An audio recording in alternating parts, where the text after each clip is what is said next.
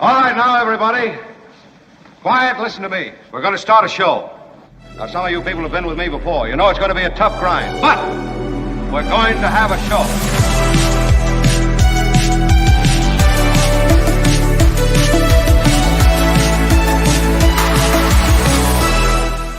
And we are off. Indeed, we are launched. Glad everybody could be here. It is a significant day, this ramp up to Election Day. You can tell by the number of rallies that the respective candidates are having that, there's a lot on the line. There's some surprise news and some big endorsements. And as you know, the huge polling out of Iowa that may or may not portend something for the immediate future. Portend would be a ding word. And I have a special birthday to acknowledge today before we get started, but I do want to mention two political analysts for you today. Michael Shure, who is the brilliant political analyst who actually goes to all of these Trump rallies and reports from Kamala Harris land, and I guess is seen sort of on a granular level, the enthusiasm and what this is all about. And in addition to that, he has forgotten more about politics, as I always say, than most of us will ever know. And of course, Gary Dietrich, the legend lives across the iHeart radio universe and the CBS television stations. He joins us bottom of this hour. So a lot to get to today. And Kim is here, everyone. I know it's a big deal when Kim arrives, and Kim is in the house. Kim, how are you? As the kids used to say. Also, we have our darling Tony with us. Thanks, Tony. Tony, anything to report? You are You're pretty cute. You're kind of darling. Yeah, it's true. It's the holidays, and maybe I'm feeling a little bit more affectionate toward everyone who's part of our... Wow. At least towards Tony, me. Stop. Tony made uncomfortable by the... well, I can understand it. You are welcome to join us in the chat if you are live on YouTube. If you are like most people, you're listening or watching after the fact, and then you're welcome to leave comments after the fact as well. And you're also more than... It's fully available, 24 hours a day. I'm halting because I'm thinking last night I got an email in the middle of the night, and I happen to be up because of the time change or whatever it is, and our email address is themarkthompsonshow@gmail.com. So in all of those ways, you can leave comments after the show, in the live chat, and the email is available to you, and it is available 24 hours a day. And I'm all too happy to read and respond to anything you send. Now, before I get into the politics, which are thick with new information and maybe some shockers, as I say, let me get a quick acknowledgement of The Mark Thompson Show. The voice of our show. It is his birthday. Actually, I think the birthday technically yesterday. Happy birthday to Shadoe Stevens. Oh, yay. Yeah. He is brilliant, creative. Of course, he has that fabulous voice, and he is so generous to let us use him to help build this show. And he's really, for me, a big part of the DNA of this show. But as an actor, a producer, a creative force, he's an artist. He's just done so much in the creative arts. And such a thrill to have Shadoe Stevens a part of the show, and a happy birthday to a guy who never ages. I mean, to me, he is ageless. A lot of love for him in the chat as well. Happy birthday, Shadoe. Mindy says, commentator, happy birthday, Shadoe. Karen says, and a nice looking guy. Shadoe looks amazing, says Julie. Yeah. Really, really cool. Tony, you have him opening the gift that we sent him? What could this be? Let's look. I'm so excited. It's the Mark Thompson Show.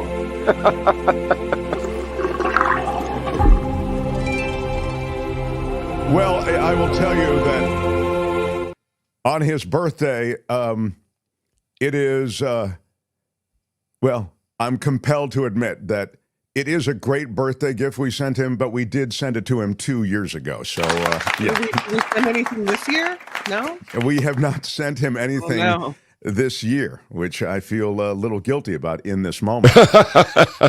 Yeah, and that's our Shadoe with the great laugh. I love that drop. I may start using it more.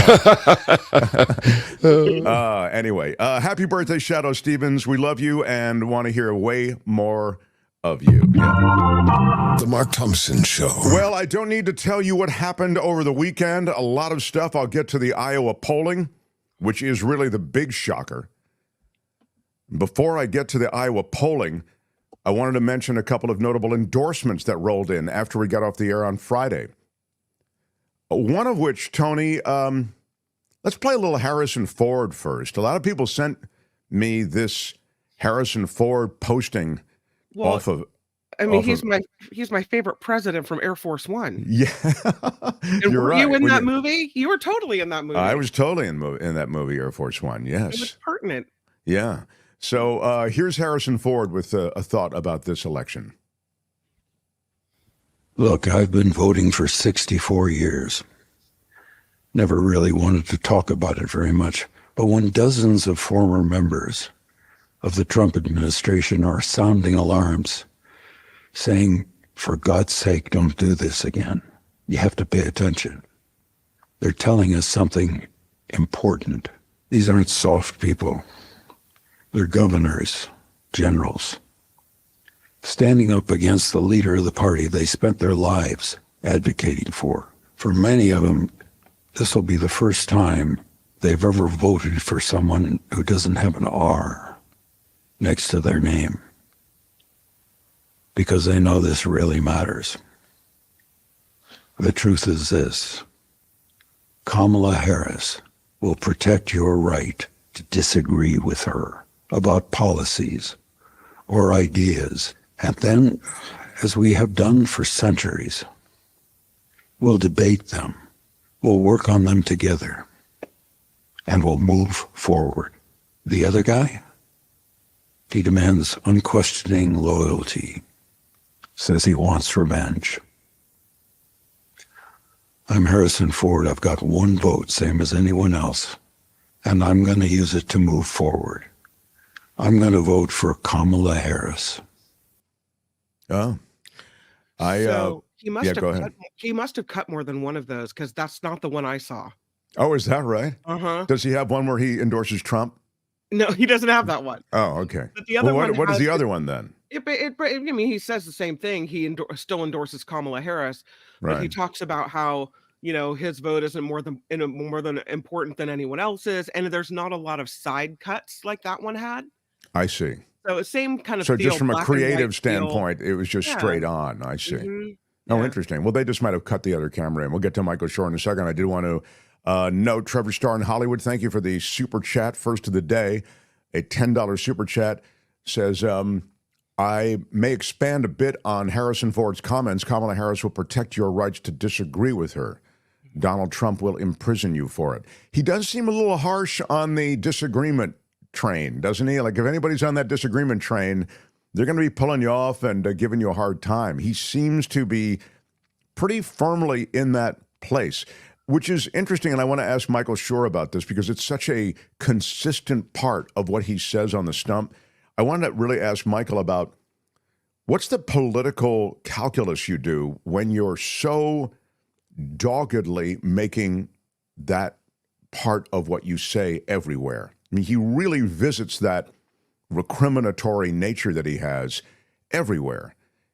So I'll ask Michael about that because I don't see the political gain that you get from it. So anyway, without further delay, The Mark Thompson Show. This is a guy who's forgotten more about politics than most of us will ever know. He's covered the Trump rallies, the Kamala Harris rallies. He's got both a granular knowledge of what's going on and also sort of that jetliner view of what's going on. How about it for Michael Shure, everyone? Sir, let me ask you about that, Michael. This whole idea that, Kamala Harris is going to have Republicans, people who disagree with her, a dynamic in the White House that is associated with differing opinions, whereas Trump seems to be on the the loyalist plan, which is everybody who is around him will essentially be in lockstep with him. But more to the point, and the question for you, he also really makes a point of saying, I'm going after those who, I think he starts with, who have pursued me politically and legally for political reasons. But it kind of is a message that I'm going to make it a part of my administration. I'm going to go after people who disagree with me. Adam Schiff and Cheney, et cetera. Why is that politically a winner for him? Well, I mean, because he's playing to his crowd and not necessarily, he's playing to his rally and not necessarily to the presidency at that point. And they made a decision when the postmortems are written about this election, whatever happens tomorrow and in the coming days. I think people are going to look at Trump's tactic. And I don't know that he knows how any other way to run for president, but he has tried to cement his base, energize his base, and keep them in tow rather than expanding his base, which to me is a curious tactic. It also may just be that this is a candidate who that's the only way he knows how to run. And if the country had seen more of Donald Trump the way we saw J.D. Vance at a debate rather than how we see him on the stump, I think it would have gone a long way toward getting more people interested in voting for him. Again, it may not matter. I even if I'm right about that, it may be a successful strategy. But I do think that that's where that sort of the loyalty and the vindictiveness, people that like Donald Trump are people who like sticking it to any other that exists. So it's the liberals, own the libs, own the people who aren't loyal to you. And all those people are coming out now. I mean, the loyalty is interesting because so many people are disloyal to him in ways that we've not seen a precedent, right? We've never seen anybody as disloyal. Jerry Terhorst was Gerald Ford's press secretary, who after he pardoned Nixon stepped down and said, I can't be in that administration because he pardoned Richard Nixon. But we don't see people peel away the way they've peeled away from Donald Trump. There are people that will leave an administration after a couple of years as cabinet secretaries, but that's almost normal, even 4 years, and then cede it to another person. And this is the person who has demanded loyalty, has not seen it. And yeah, it's window dressing what Harris is saying to put a Republican in her cabinet. It's not going to be Lincoln's team of rivals. George Bush had Norm Mineta, who was a Democrat in his cabinet as Secretary of Transportation. There have been others in recent history. It doesn't change the tenor of the fact that she would be a president who's a Democrat with a Democratic agenda, but it still does say something about what loyalty and how it's defined for Donald Trump. Yeah, and it's more than just resignations. These are people who've come out and full-throatedly endorsed the opposing candidate and spoken of the danger of the guy they used to work for. Yeah, we've never seen anything like it. Certainly anyone who is alive has never seen. We never really even saw it with Nixon, right? I mean, Nixon was gone by the time that would have mattered, really.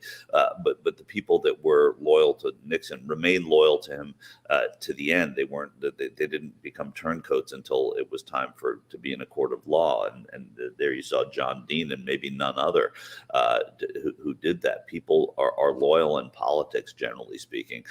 And when they're done, they don't come back with guns blazing the way that so many in the Trump administration has. If Trump loses, he is legally toast, says Hassan in a super chat. So is Elon Musk. His being illegal before his green card is the opening Dems need to remove him from Starlink. There is going to be no removal of Elon Musk. He has way too much power. I've talked to you about this before. He's trying to consolidate that power, add to his power, augment that power in different ways by essentially buying a president. But apart from that, Elon Musk is immensely powerful already within the U.S. government, and they depend on him for any number of things way beyond Starlink. His SpaceX is very much dependent upon by this country. I want to ask you about the Iowa stuff. If you would, Tony, just put up a couple of these screen grabs. Now, this is the Seltzer thing, and I'm sure you are very much familiar with the Seltzer polling in Iowa. This is the track record that the Seltzer poll has, so it's really quite impressive. The prediction and then the result on the right. And almost to an election, this polling is right on. So it reflects something pretty accurately. So go ahead, Tony, to the next slide. And now this is, of course, what's getting all the headlines, deservedly so, I guess. But I want to ask you how important it is. Harris now ahead with likely voters, according to the Seltzer poll, 47% to 44%. Talk to me about this significance and if it extends beyond Iowa. I don't hear it, Michael. The only I'm muted because of a dog bark. Yeah, it's okay. Go ahead. Bark. So the only there's no caveat to this. What this is the most telling thing to me about this election, just because of Ann Seltzer's record and the how well, and you saw it right there. The only thing that was wrong was a 2018 governor's election, which a lot of people had wrong, but Seltzer did too. I guess it was Kim Reynolds was running. Yeah, 2018. I think a guy named Fred Hubble, if I'm not mistaken, but it doesn't matter. That was the only thing that she was wrong on.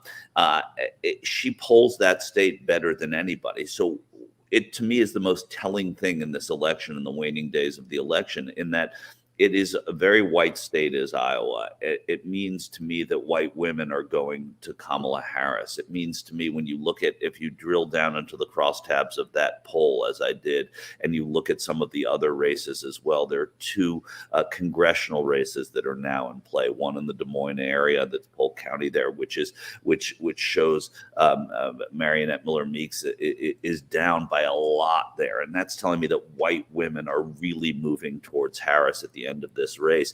It doesn't mean that Iowa is going to go blue. As a matter of fact, I wouldn't bet on that. But it does mean that if you extrapolate from this poll and you look at other parts of the Midwest, whether it be Michigan or Wisconsin, a state that is adjacent to Iowa, that you'll see a lot of the same behaviors there, because voters in that region tend to behave similarly. It also tells me right now that the state of the race is closing. Seltzer does her polls very late. She does her famous poll is the Iowa caucus poll, which comes out on the Friday or Saturday before the Iowa caucus, which is on a Monday. And she's insanely accurate over a long period of time with that poll.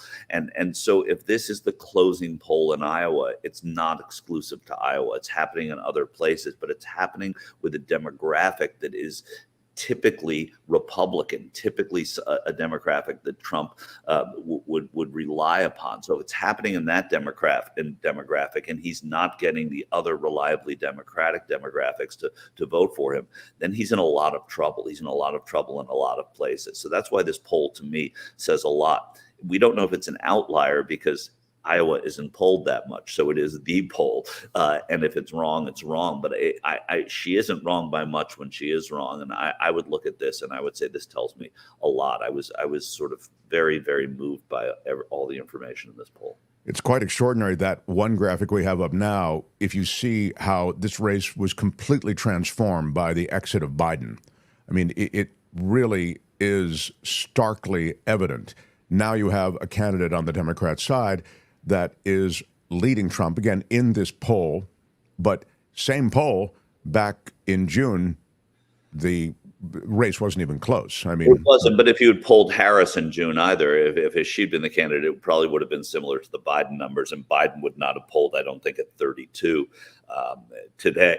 Excuse me, but we don't know. I mean, those are things we can't know, but we do know that the enthusiasm gap was absolutely tightened and closed by Harris getting into the race and by the president standing down. So it doesn't even matter what the hypotheticals are. It's it's very interesting to look at one state that is not a state that anybody looks at in presidential elections and see what that tells us about the state of the race. And the Biden to Harris numbers that you just showed us are accurate. They're true. I mean, what you said is right, Mark. There is a huge difference, but it just shows you that the enthusiasm gap closed. And not only that, Kamala Harris is ahead in a state like Iowa. Yeah, quite extraordinary. It's still the case, Michael, that Iowa, and you just alluded to it in a prior remark, is not a state that will likely go for Kamala Harris. But you note that these voting blocks exist in other states as well. What they do, and these are so. Let's say you say, well, she's going to get the black vote out in better ways than President Biden would have, and certainly better than Trump will. That she's going to get younger voters, that she's going to get union voters, all of those things that you rely upon. Well, there aren't a ton in Iowa. There are not a ton of black voters. There are not a ton of Latino voters who are angry about what happened at Madison Square Garden. So that has nothing to do with that, and she's still ahead in Iowa. That's why this poll I find to be so fascinating, and I believe Ann Seltzer. I mean, I think that her methodology in that state, which is a pretty easy state to poll, people always say, why are the Iowa caucuses in this state that don't really reflect the country? Well, one of the things about Iowa voters is they are engaged and interested, and unlike most political rallies and during caucus season, you'll go to, say, a Ted Cruz gathering, which is 17 people in a coffee shop, and you'll speak to the voters there. And they'll say, no, I'm not with Cruz. I'm shopping. I'm listening to what they have to say. It is a really engaged electorate. And so their polling becomes, I think, even more accurate than others. The ground game we hear so much of, Michael. Top officials with Kamala Harris's presidential campaign boasting to reporters this weekend about their get out the vote efforts, including launching 57,000 volunteer shifts for door knocking and phone banking. It is bananas big, said an official, noting that the campaign knocked on 807,000 doors in Pennsylvania alone, Michael Shure. The campaign also expressed optimism with early vote numbers, noting black and youth turnout was increasing as the early vote period ended in key states. This in contrast to, and again, I'm asking you because I don't know that this is predictive, it's just a fact that Trump just pulled the plug on whatever ground game there was and turned the whole thing over turnkey to Elon Musk. And Musk became essentially, he farmed it out even further. So it would seem as though Democrats, from a ground game perspective, from that door knocking, from going out into the community, they have a clear, distinct edge in some of these swing states. Yeah, and it goes down to money too. I mean, Kamala Harris outraised the former president by a lot of money, and that money is not just commercials, right? It's not just an ad that runs on the World Series. That's money that is spent on people and organization. It is, yes, there are a lot of volunteers, thousands and thousands of volunteers, but there are paid people that are organizing those volunteers. And when you have the money to pay more people, you're going to get a much better ground game, much better field operation than if you don't. And that's why, almost out of desperation, the kowtowing to Elon Musk was important to Trump, because he was able to get somebody who had a lot of reach to come in and do that. But Elon Musk is not a political operative in America, and canvassing and going door to door is irreplaceable. As George H.W. Bush used to say, similarly to Mayor Ed Koch in New York, that any hand I shake, I have to believe is a vote for me. So I want to shake as many hands as I can. Well, while that's not true, obviously, it is close to true. As someone who actually ran for office, I know that going door to door, you walk away from every positive interaction thinking that those are the people that are going to vote for you. And I knocked on, let's say 1,000, 1,500, 2,000 doors in a small place, and I feel like most of the votes I got were people that I shook hands with. So that face-to-face contact by your campaign is so important, and the Harris people know it, especially in a place like Pennsylvania, a very, very big and clearly important state. Kim? You just kind of answered my question, but I know two people who came from California and went to different states. I have a friend in Nevada who this morning is knocking on doors, and I have a friend, Carla Marinucci, who's in Michigan right now knocking on doors as well. And so, you go to all this expense, you travel to these places, you think you're moved to make a difference. And I just wonder if my thinking was, at this late stage of the game, people have already made up their mind. Many of us have already cast our ballot. So does that knocking on doors the day before the election, does it matter? Right. Well, it does matter. I mean, it's like when you're watching a tragedy on television, they say it's moved from search and rescue to search and recovery. Well, the campaign in its waning days is not about convincing people, changing minds. It's not about persuasion. It's about getting out your base. So Carla, who probably, a friend too, who I've known for many years, who's probably covered many of those door knocking and canvassing moments in different campaigns around the state, going and being out there, that's not to try and meet an undecided voter and say this is why Donald Trump should vote. That's about meeting a Democrat and saying, do you have a plan to vote? Do you have someone you can bring to the polls with you? Do you have a way of getting there? Do you know where you're registered? Do you know where your polling place is? So that's why in the closing days of a campaign, it's all about getting people to vote who are your base, and that's that's what these candidates have been doing over the past couple of days. Certainly the last weekend of the campaign. We only have 30 seconds. Prediction as to when we'll know who the new president will be. If it's a blowout, listen, one little tidbit that nobody's talking about that screamed at me was when I saw Donald Trump go campaign in New Mexico. And the reason that spoke to me was he shouldn't be there. And there's a reason he's there. And the reason he's there is because something isn't going well elsewhere. It was a small stop. It was at the end of the week last week. And it said, man, he's going to New Mexico now. That's not where he ought to be. And so if this is a blowout, I think you're going to know it earlier than you think. I don't know that it's going to be a blowout. No poll has said it's going to be a blowout, but these are about lots of different states, 7, 8, 9 states.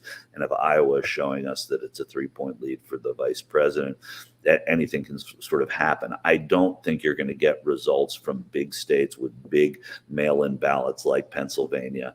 The precedent is there for them not to be counted for a few days, and I think that's going to be the case probably in Florida too, which I expect to be a little closer than people expect. North Carolina, which will be close. So I would brace for a few days. But if the big prizes do come in and there's no real avenue to victory for one of the candidates, I think certainly Harris would concede before Trump, but I don't think that's going to be what happens. Michael, I appreciate you making yourself available, and I know we'll see more of you this week and look forward to your coverage on TYT. Michael Shure, everybody. Thanks, Michael. Right on. The Mark Thompson Show. Who's Mark Thompson?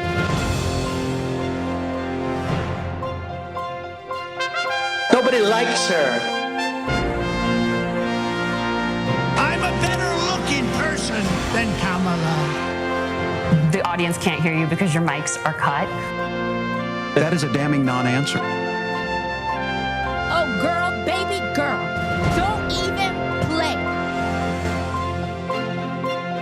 Have you been drinking anything today? I hadn't drank in 3 years. Good for you. Congratulations. Yeah. Until today. When they raided Mar-a-Lago, God didn't like that.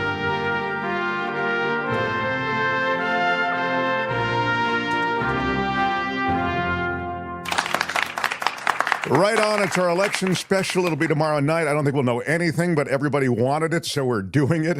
8:30 to 9:30 Pacific. It'll be 11:30 to 12:30 in the morning on the East Coast, and we'll have everybody passing through that we can possibly get to pass through for even just a few minutes. It'll be kind of a collective sweat as we all sweat the results. And again, you, the audience, demanded it in large enough numbers that we felt it would be a service to you, and we appreciate you all year long, and we wanted to do it for you. Speaking of appreciation, wow, Maud Day, a $100 donation in a super chat. Big shout out to Maud Day. And I might say that is big shout out. How hard, she says, you work, how wonderful your guests are. Thank you. It's been a long year. Keep fighting. Maud Day, I'm not going to cry. I'm not going to cry. I'm not going to cry. That is I so might sweet. cry. Yeah, that's I'm really not going to cry. I'm not going to cry. I thank you so much. Thank you so much. Maud, really so special. We do work hard, and we appreciate appreciation. And that is really, and sadly, we depend on the audience for staying on the air. So we are a crowd-funded show, so that really matters. Maud Day, thank you so much. Or again, thank you so much. Mike Ekstrom with a $20 super sticker. Big shout out to Mike. Thank you. Wow. We are headed to the finish line. Thank you, Mike and Rob Hersey. If you're still undecided, just stay home. Well, I want to talk to Gary Dietrich about this undecided thing, too, because I think a lot is made of that, and I think a lot of different kinds of people fall into the undecided category. So I'm looking forward to a conversation with Gary. Trevor Starr in Hollywood says, Mark, you have not responded to the email I sent you twice. Oh, please play some of the 9 drops that I sent you. The American people deserve to hear them, and they're mostly pretty great. All right, I'll get into them later. I think a couple of them are really good. So Trevor likes to send a blast of drops to me, and then I pick and choose. So I'll share them. I'll try to get to them today. Sorry, Trevor, didn't mean it. Did we already have this one? Yeah, we already had it. That Harris needs a 340 electoral college victory to shock the GOP to hit reset. Okay, great. I don't know. Yeah. I don't see that happening, but maybe. Yeah. I mean, and you're not wrong. I mean, that would force a reset. I would have thought that losing the midterms would have caused a little bit of a reset, but it didn't. Go for the touchdown, Kamala, says that. All right. Says The Mark Thompson Show. This guy is our former colleague at KGO Radio in San Francisco, but all that time he was working on television. Now he's on the CBS television stations across America and on iHeart Radio as their political analyst. How about it for the legend he is, Gary Dietrich, everybody. Wow. Hey, Mark. Just a day to go. Sometimes the calendar works out. Yeah. So first I want to ask you, we're going to get to Iowa and that poll and all of that sort of thing. But first I want to ask you about this thing that was just referenced, the undecided voters. Tell me about them. Are they legitimately undecided? There do seem to be pretty distinct choices in this election. What does an undecided voter mean? Or is it really undecided about voting at all?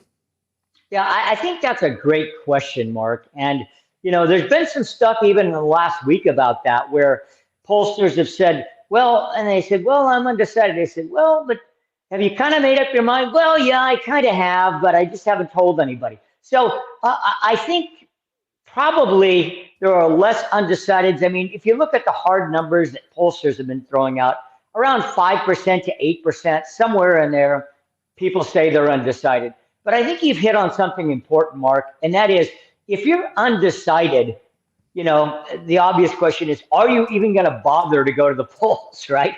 I mean, sort of by definition, I don't know why I'm going, but I guess I'm going, you know?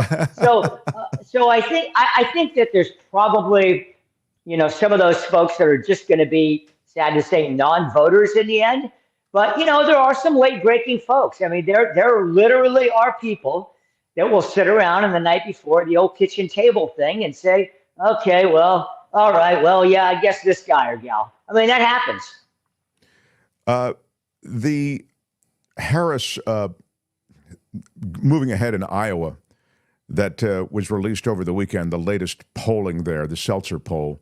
You know the Seltzer poll so well. You know its dependability in the state of Iowa. We were just talking about the fact that this surge from Harris, while significant, likely won't carry the state of Iowa. In other words, it's not an indicator that she would win Iowa, but it might really be reflective. And I thought some of the drill downs, we'll put the still frames up for you. Some of the breakdowns show that she has support in areas that might be reflected in other states critical to this race. And might that be predictive, Gary? Yeah, you really have hit on the real essence of why people are even talking about an Iowa state poll the day before the election. You know, is she going to win Iowa? You know, you'd have to just say, based on all the other polling this year, Mark, based on everything we know about Iowa in the last cycles, it would be extraordinary if she did. But people are reading this as potential tea leaves. Geez, are we missing something? You know, this is clearly an outlier. And, you know, all the major pollsters are saying that. Look, we don't have any evidence in any of our polls for this movement in Iowa or other similar states. So who knows? I mean, it's a very reliable, very trusted state poll. And so that's why it's getting attention.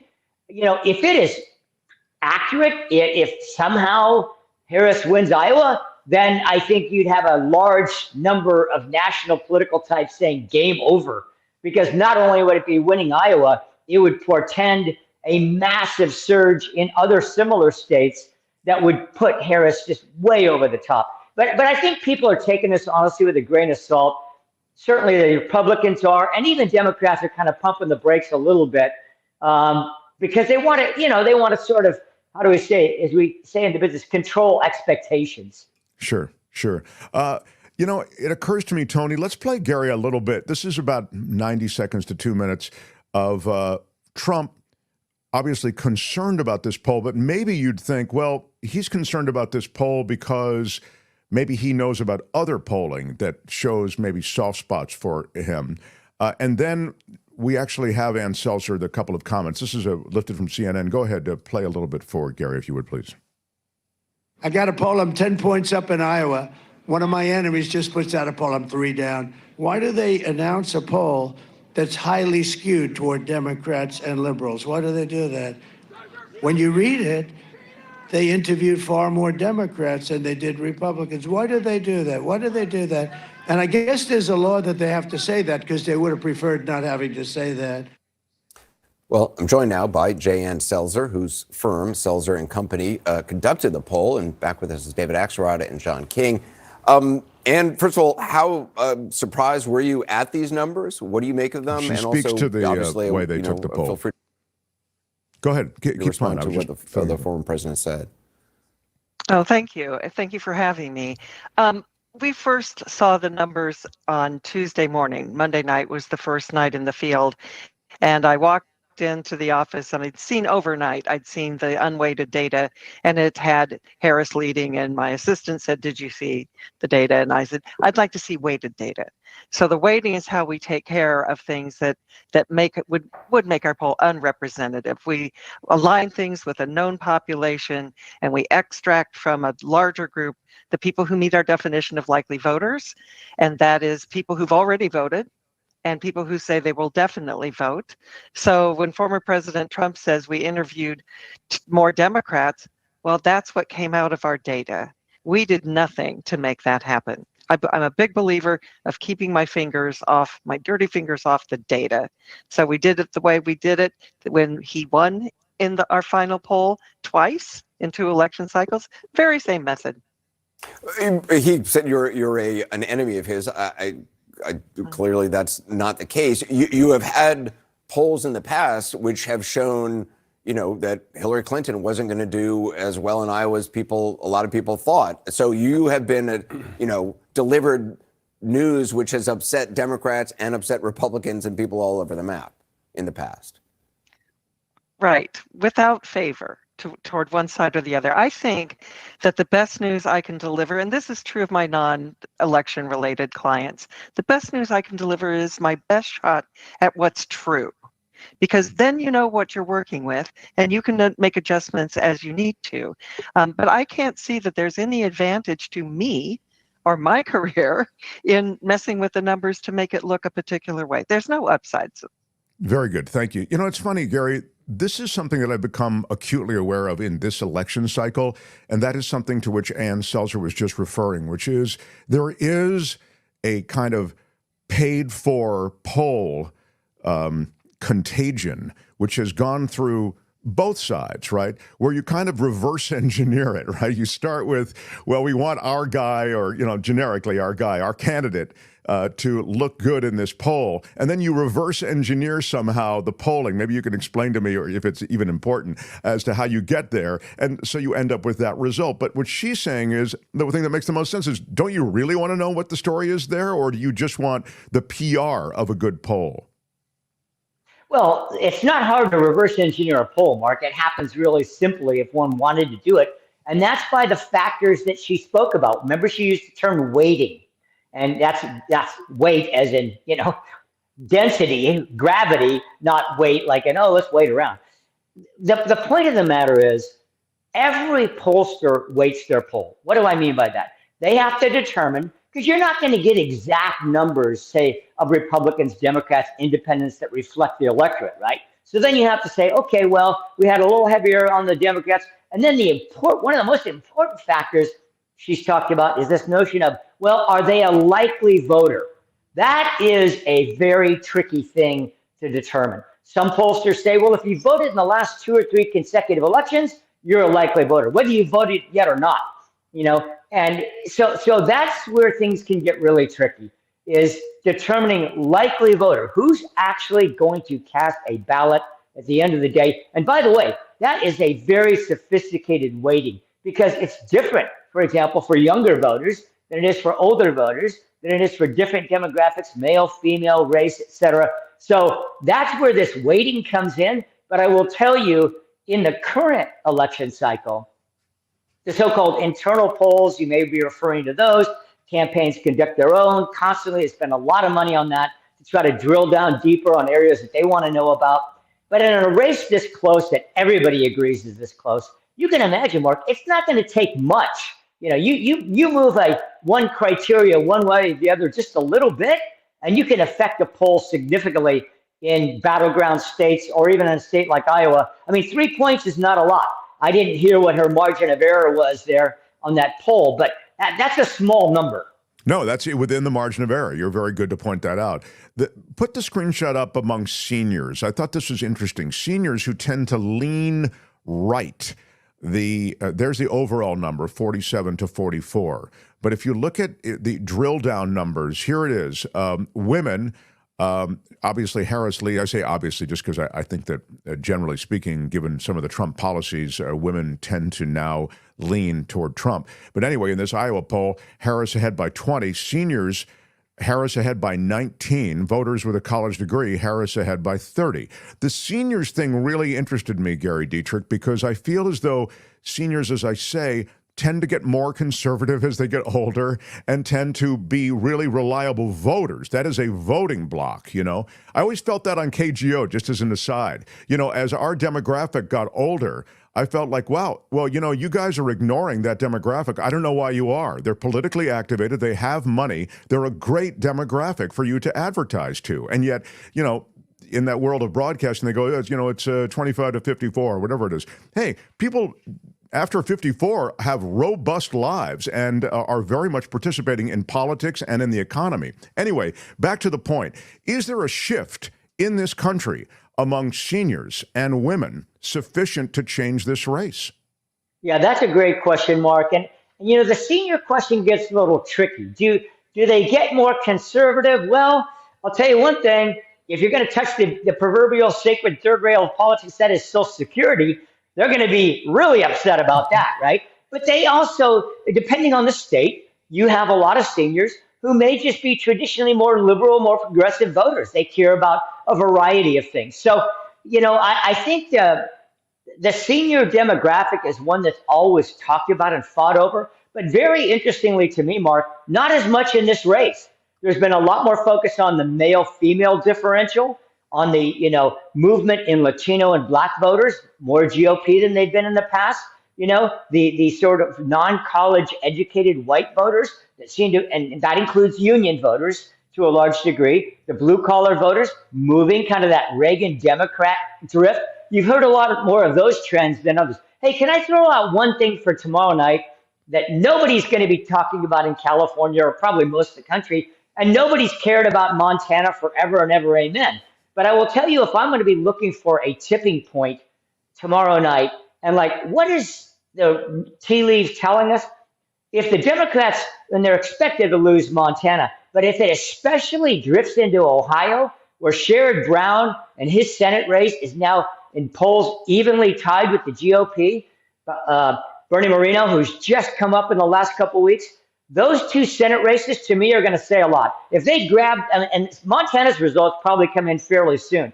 If Republicans grab that, they've got the Senate, because everybody's conceded they're going to have the Manchin West Virginia seat. So then if Republicans build on that Senate majority, especially with a state like Ohio, where yes, Trump's been ahead by high single digits, but if GOP is able to eke out a Senate victory there, that's going to tell me that, watch out, because, this race may actually be as close as people said it was going to be. Now, that's really interesting. I mean, I know that Tester is teetering. I mean, I think that the forecasts, aren't they, Gary, is for a GOP takeover of the Senate, largely because of the seats that you're talking about. Tester, certainly. Brown is probably the toughest Democrat who faces a real struggle. But in other words, he's a durable candidate. He can. It's a legit horse race there. Yeah. You want to hear something remarkable, Mark? If you haven't heard the numbers, that race, the single most politically expensive race outside of a presidential campaign in U.S. history, there will be, as of tomorrow, $500 million spent on the Ohio Senate race. Yeah, that's in Ohio. God, that's crazy. That is remarkable. And yes, Sherrod Brown has been a survivor. He has truly been a survivor. But the challenge for him has been Ohio has been drifting Republican increasingly, as you know, in the last few presidential cycles. And it would have been far better for Brown had he been running in a non-presidential year, when he didn't have to contend with the large Trump turnout that's undoubtedly happening in Ohio. And so it's going to make his job to hold on to that seat much tougher. Keep taking females for granted, says Jay. Yeah, I mean, the women vote is pretty huge. But I want to go back, and we can get to that in a second. I want to quickly, and I don't mean to take it for granted at all by getting back to it in a second, but I just want to back burner it and ask you to follow up. Are you saying that in those senatorial races, when they pull the lever or punch the card for a Republican, that they're likely to also punch the card or pull the lever for a Republican top of ticket, in this case, Trump? Yeah. What pollsters and actually, you don't have to just poll it, because people are asked afterwards in the after action reports, did you cast both your votes, for the Republican or the Democrat? Are you ticket splitting? Ticket splitting has been on the decline. It used to be something that was, people just sort of took for granted, but especially in presidential races. For example, one of the things people say about 2022, where Democrats did not retake control of the House, but almost did. And, there was a lot of movement towards Democrats, and pollsters would say, yeah, but be careful, because it was not a presidential race year. So in the presidential race years in particular, Mark, there has been far less ticket splitting. So yes, what you're saying is what I am saying, what you're asking about. If we see Republicans taking some of these battleground Republican states, I certainly think that bodes well for Trump. And some analysts would say shows that there's some real coattails for Trump in the bottom of the ticket. And by the way, same is true with House seats. I mean, there's going to be, the House is really, if there's a truly exciting game tomorrow, of course, along with the presidential contest, it's going to be people trying to figure out, let's see, the New York 7th District went. I mean, there's several House seats in New York that could tip the balance. So there's going to be a lot of people watching those very closely for those same kind of indicators about, is this going to be a clean sweep for one side or the other? Do you get a sense of things generally? I'm motivated to this question by this, and I do want to get to women who I do feel, have a relevance, obviously, all the time. But this time round, I mean, as they've seen, in my judgment, their rights stripped away, they really may show up in huge, huge numbers. But I'm seeing this. I genuinely don't know what's moving the senior vote, abortion rights or just Trump fatigue, January 6th. And that leads me to this broader question, which is the border and the economy are the things that Trump has hammered. I assume that's because that's what Americans care most about. So January 6th and women's reproductive rights, et cetera, they slip down that list. What's your list, Gary Dietrich, as to the things that motivate most in this election? Well, they certainly, through the course of this election cycle, you've hit on it. I mean, all the polls have shown, all the focus groups have shown that the economy / inflation has been number one, immigration has been number two, and typically abortion has been number three.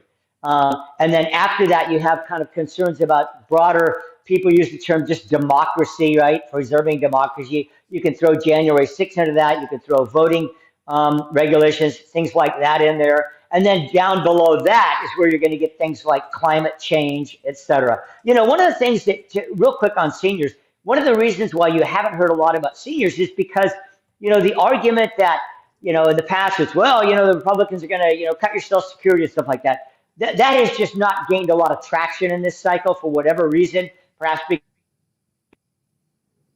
we lose him? Congresses. So that's the state of that. But that's kind of your issue priority as voters place them. It's fascinating. Now to women. Doesn't it feel as though women this election cycle are going to show up and have shown up in numbers that were substantial? You certainly saw it in the midterms, right, Gary? Well, the midterms, I mean, I think it's really important. You cannot talk about 2022 without talking about when it happened in relationship to the SCOTUS decision on Roe v. Wade. I mean, that election, both sides agree, was truly animated by that Supreme Court decision, it was half a century in the making, right? So that is huge. And of course, Democrats have counted on that same emphasis for women this time around. I mean, it's not nearly as powerful, but one of the things that's interesting is when you have, it's remarkable when you look at the gender difference, right? You're talking about a 20-point swing in gender between men for Trump and women for Harris. And one of the big keys is what you're talking about, Mark, and that is, are women going to turn out in a higher number? Given that differential in polling, you get, say, women turn out, let's just say 5% greater than men, right, than they would normally. If they're animated by that and they turn out in greater numbers, that could obviously bode exceptionally well for Vice President Harris. I have to say, this is just my view of women and men. If I needed a vote, or if I needed something delivered, I'm sorry, I want a woman to do it, not a guy to do it. A guy meets somebody cute at the whatever, he gets late, has a drink, and doesn't make it to the poll. I'm sorry, Gary. My faith in men is pretty low.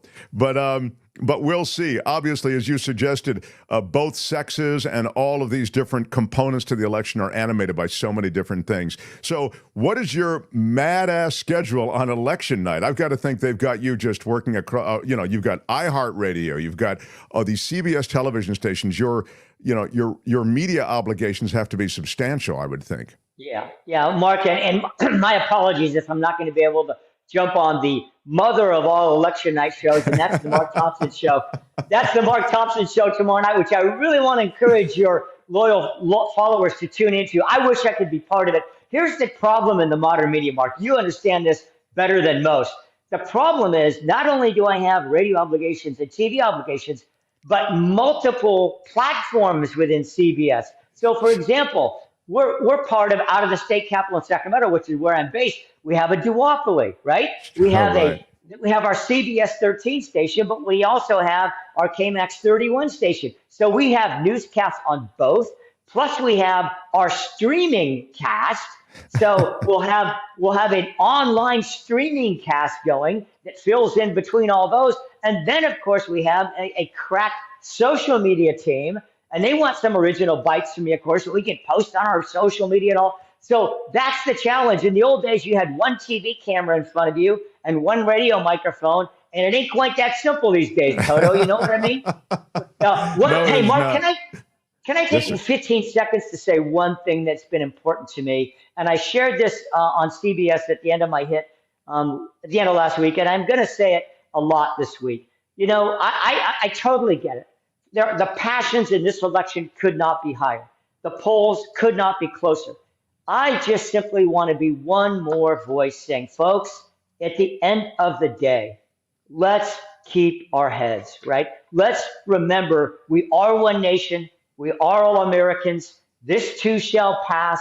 2 years from now, there's going to be another election cycle. 4 years from now, there's going to be another one. I just think, Mark, that's so important, given the level of anxiety that people have been expressing about what happens after the election. Well, that's such a good thing to say. And I must say this, in the next half hour, I am going to talk a little bit about the culture of retribution led by Trump. And sadly, and I know you're a kind of a political atheist, or you're not leaning one way or the other, but so I speak only for myself. But you can see how this culture of retribution led by Donald Trump has extended and changed the very nature of so many of the political systems to which you've talked about, which is like A, a safe voting place, B, being okay with the results, challenging them in ways that, you know, have a civility and legality to them. So I see American political culture changing radically.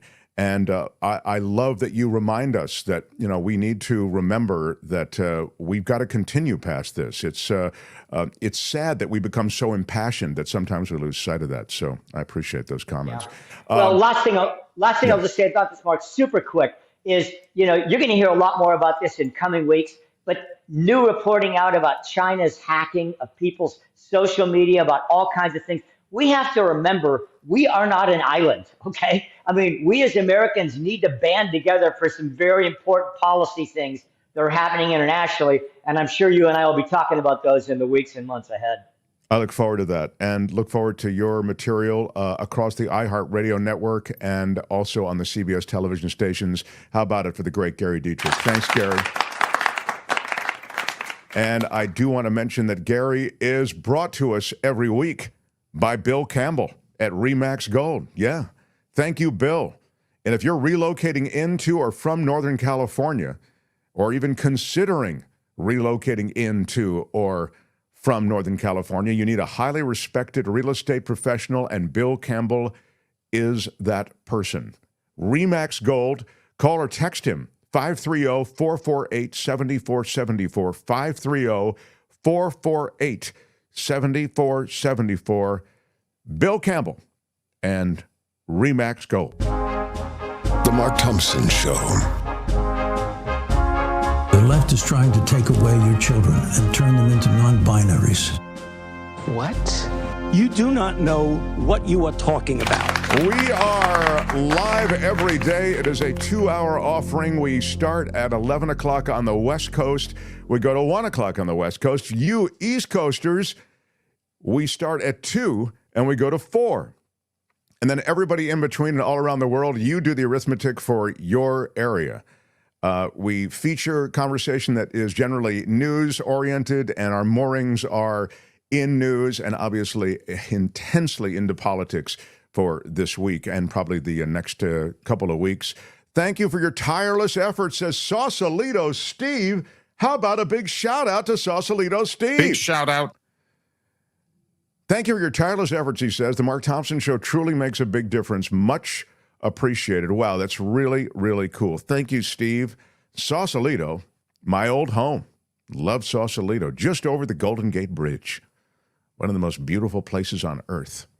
Thank you, Sausalito Steve, and those of you who have been part of things today to support us. We are a crowd-funded show, so you'll often hear us say to our Patreon and PayPal communities, thank you.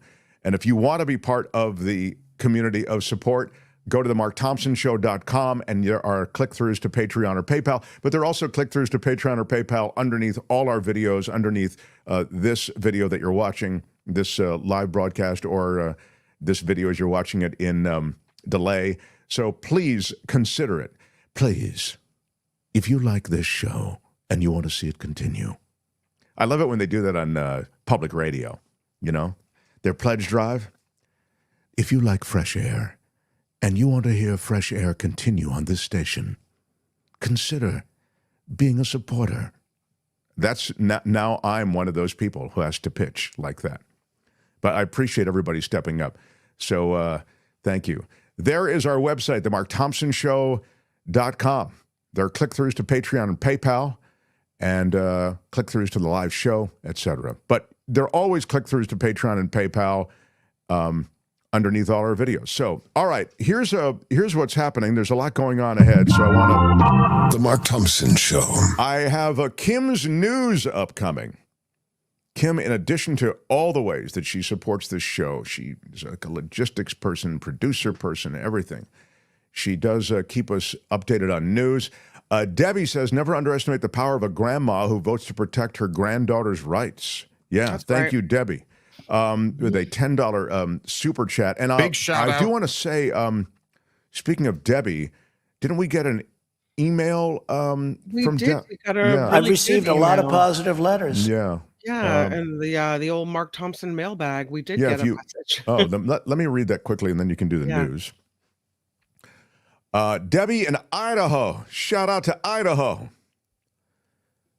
She writes, Dear Mark Thompson Show. I've received a lot of positive letters. A friend of mine who teaches here in Idaho said that all the schools in her district are shutting down because, this is tomorrow, she says, since numerous schools are polling places.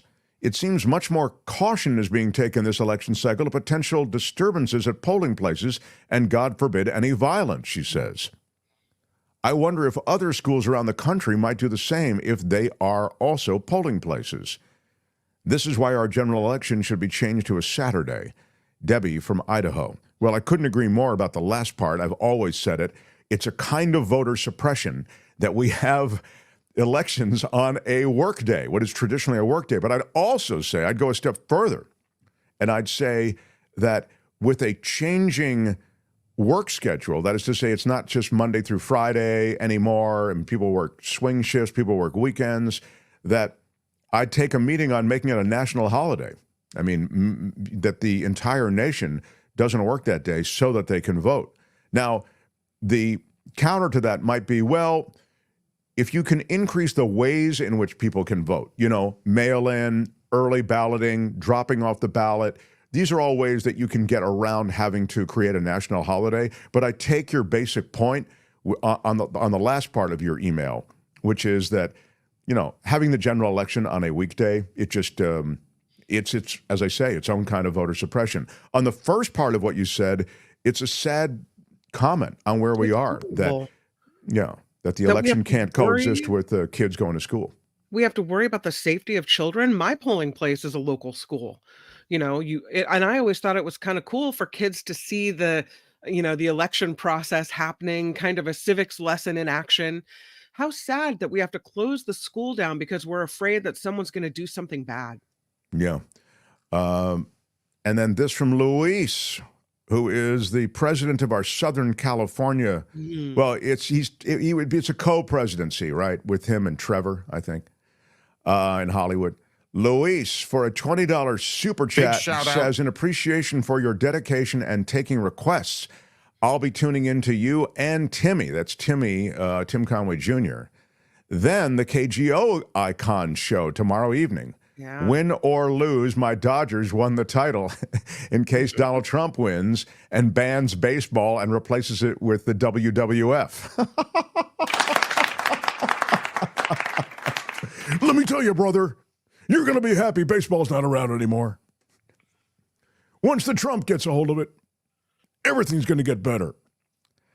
All right, Kim's news. And then I want to talk to you about a couple of things.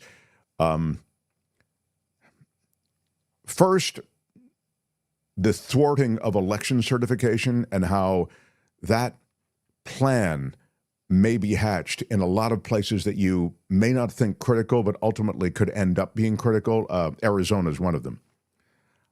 And I want to talk to you about what I was mentioning, which is this thing that I think started with Trump, this culture of retribution. Owning the libs is a big part of the vote.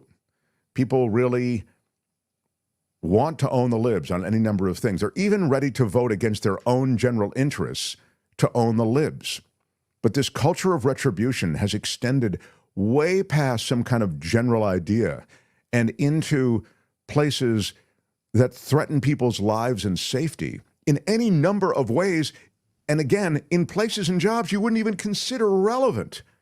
So we'll talk a little bit about that as well. Also, more of your comments. We're watching the live chat, and we always read the chat after the fact. So if you're watching this later and you include comments, we always look at them. Appreciate very much any ways in which you interact with the show. I haven't mentioned it, but we are counting on you to smash the like button like a boss. With your iron rod. Smash the like button. With your iron rod. Do it till it hurts, baby. Smash it with your iron rod. Hell yeah.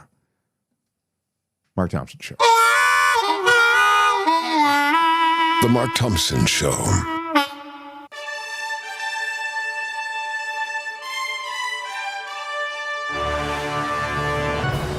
On the Mark Thompson Show, I'm Kim McAllister. This report is sponsored by CoachellaValleyCoffee.com. So good. Oh, yeah. Got my cup right here. I didn't realize you were going to be mentioning Coachella Valley Coffee. Yeah. Got it. It's hot, actually, because I've got one of those super heaters to keep it hot, and it's...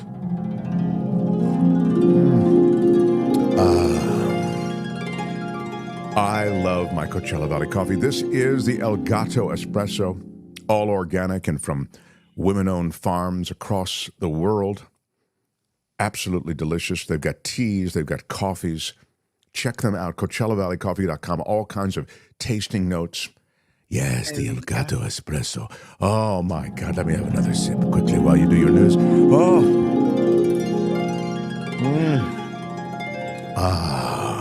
It's heavenly. Absolutely heavenly. All right, Kim.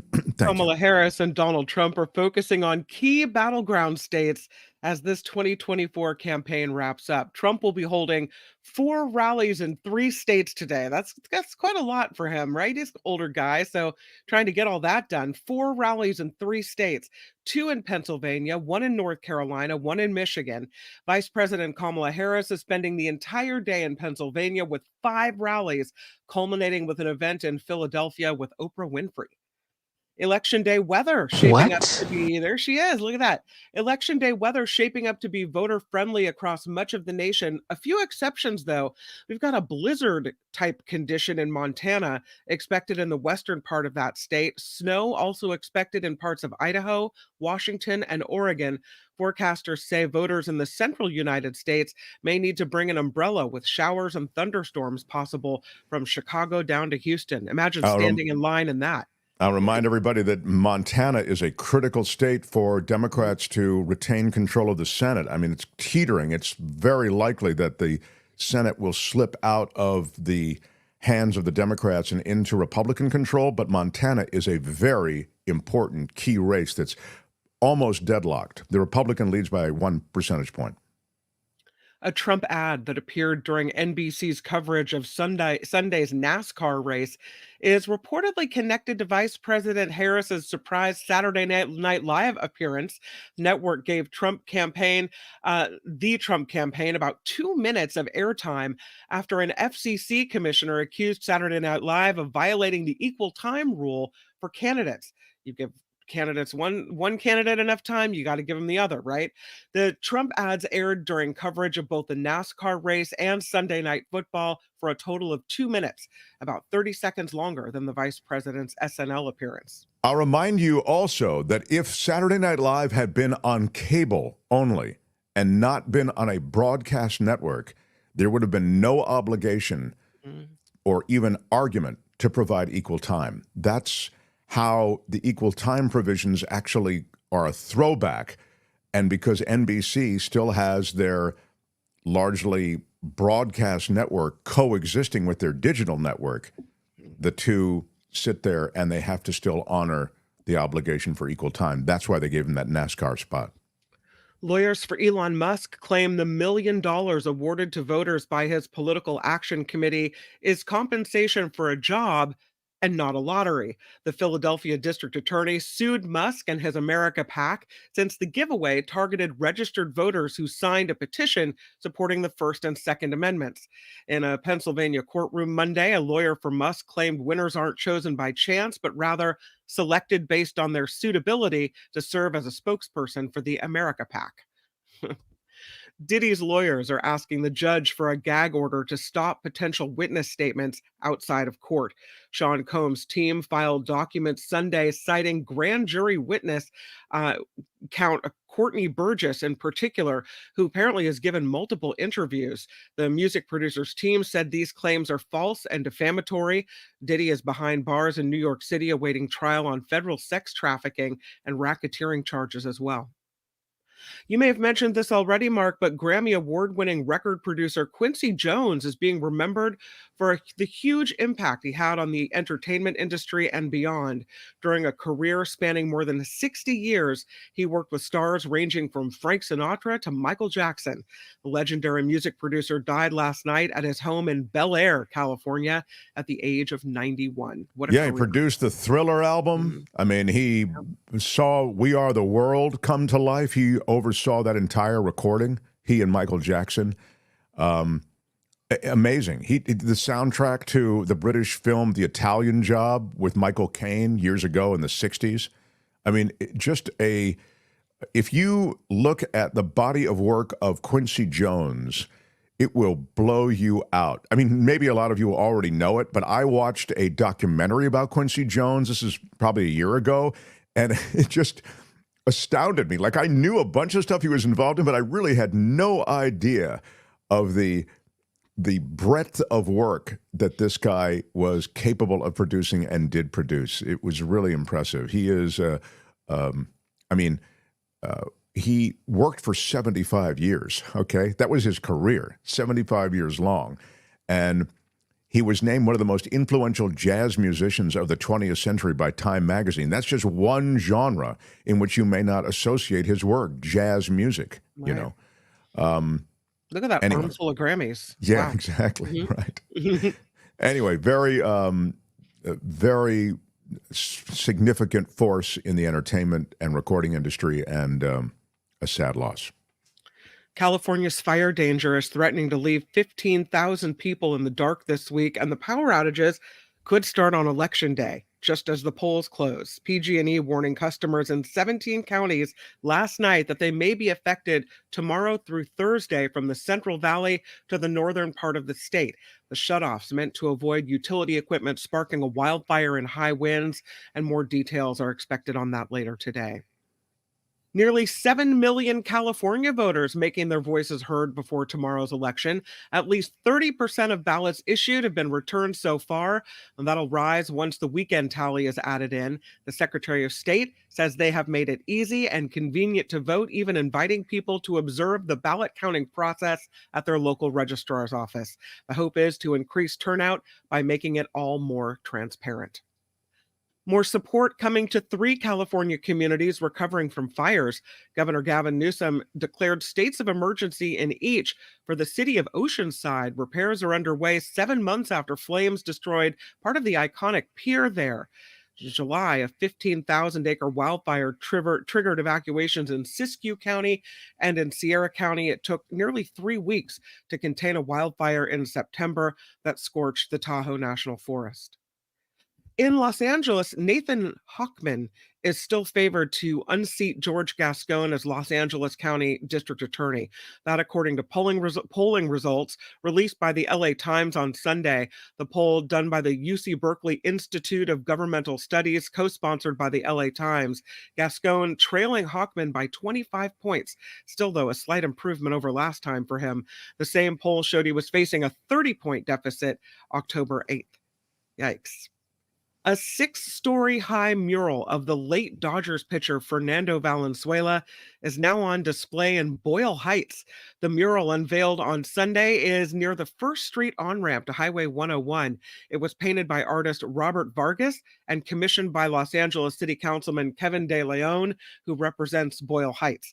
Valenzuela died October 19th at the age of 63 after a battle with an undisclosed illness. Last Friday would have been his 64th birthday. Look at that. That mural. Wow, amazing. That's Thanks, extraordinary. Tony. That really is cool. Yeah, it is really cool. Look at how it's huge. Wonderful. Well, guess what's on the ballot in 4 different states? No, not abortion, marijuana. Marijuana is on the ballot.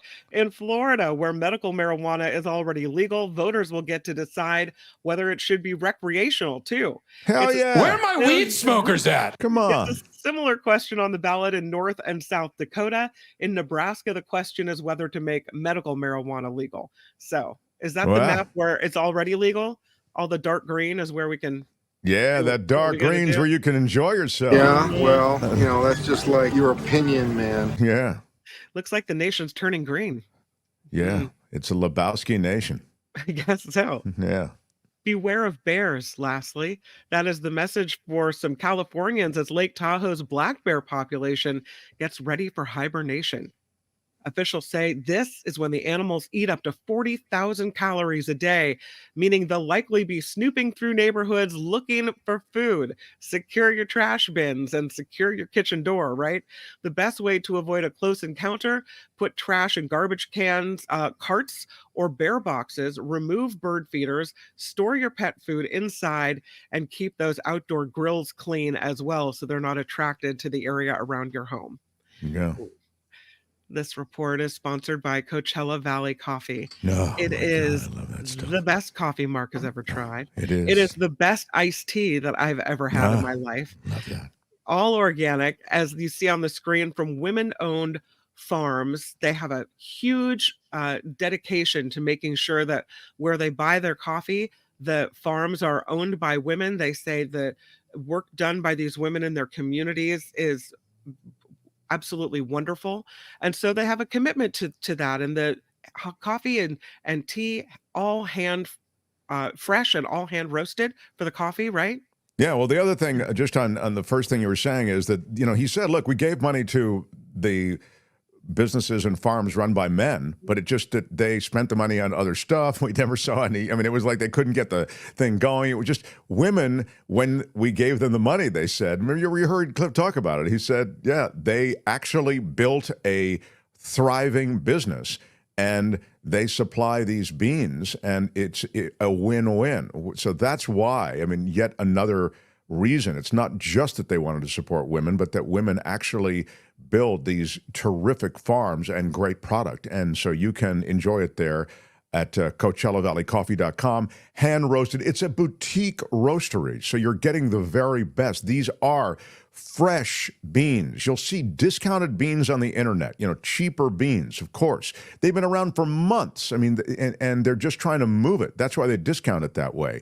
This is fresh. It is hand roasted. There are tasting notes about everything.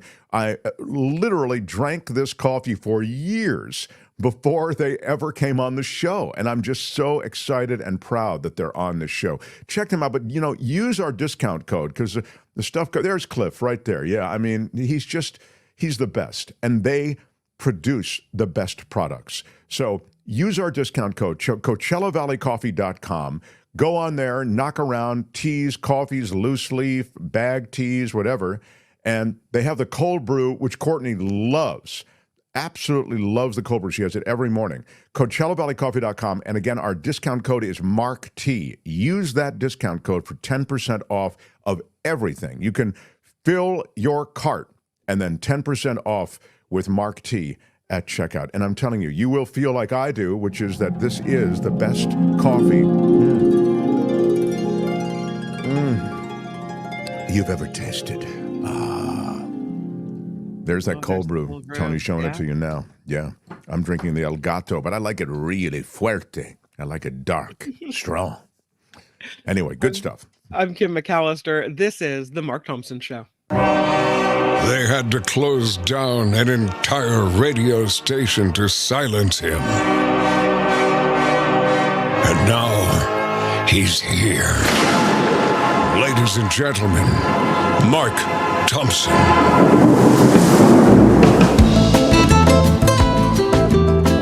The Mark Thompson Show. Who's Mark Thompson? How does the internet work? The left is trying to take away your children and turn them into non-binaries. Who is having that conversation? Have you been drinking anything today? I hadn't drank in 3 years. Good for you. Congratulations. Yeah. Until today. I'm a better looking person than Kamala. Put that coffee down. The audience can't hear you because your mics are cut. Seriously, what the? Why are you yelling? Right on, everybody. It is our Monday show. Tomorrow is Election Day in America, although many ballots have already been cast, 75 million of them. And so we will have results for you as they come in tomorrow. We'll have a regular show. There was a question as to, you're going to have a special show tomorrow night, that is to say Tuesday night. Will you not do the regular show? No, we'll do the regular show. I have to do KFI radio tomorrow, and then I will come over to the studio. We'll fire up for a special hour. I don't think there'll be any results. I mean, it'll only be, the polls will have closed by, a half hour maybe? 8:30 Pacific time is when we'll go on. So we'll do that. Thanks for tomorrow night. Stan Pollock is saying, Stan Pollock CPA, our favorite CPA. Big shout out and thank you for a $10 super chat. So we'll go on for an hour, and it's going to kind of just be a group sweat. We're going to kind of look at some early returns. We'll get some of the punditry that's part of our show that we'll swim through. And, everybody's super obligated, obviously, on election night. So we're looking forward to integrating a lot of viewer comments and whoever can be here. But David Katz is committed. David K. Johnston said he may float through. Michael Shure is going to make it by. Nikki Maduro is going to come through. Pat Thurston, John Rothman. So it's going to be quite a cavalcade of stars. Gil Gross, who is great political mind. So I think Michael Shure will be back around, right? Yeah, that's what I said. Yeah. Michael Shure. He's doing wall-to-wall coverage on TYT, but he said I'll get into the hallway and join you guys. Yeah. Here is Trevor Starr in Hollywood with a borderline apology.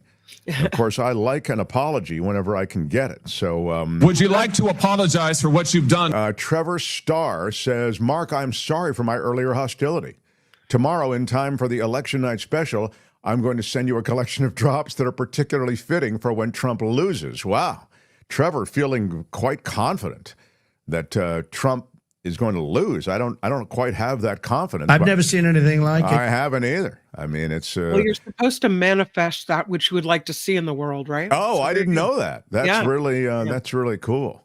Yeah. Do you, I have a voice match for you. I'm kind of into voices and stuff. Got voiceover person, as you know, and so I listened you got me a voiceover job? Well, I noticed something about your voice, which is kind of good, I think. Oh, kind of. And it's do you know who's is it who's in Only Murders in the Building? Is that Selena Gomez? Nothing, guys? Really? I don't know. Wow. I think she's in it, right, guys? I'll have to look it up.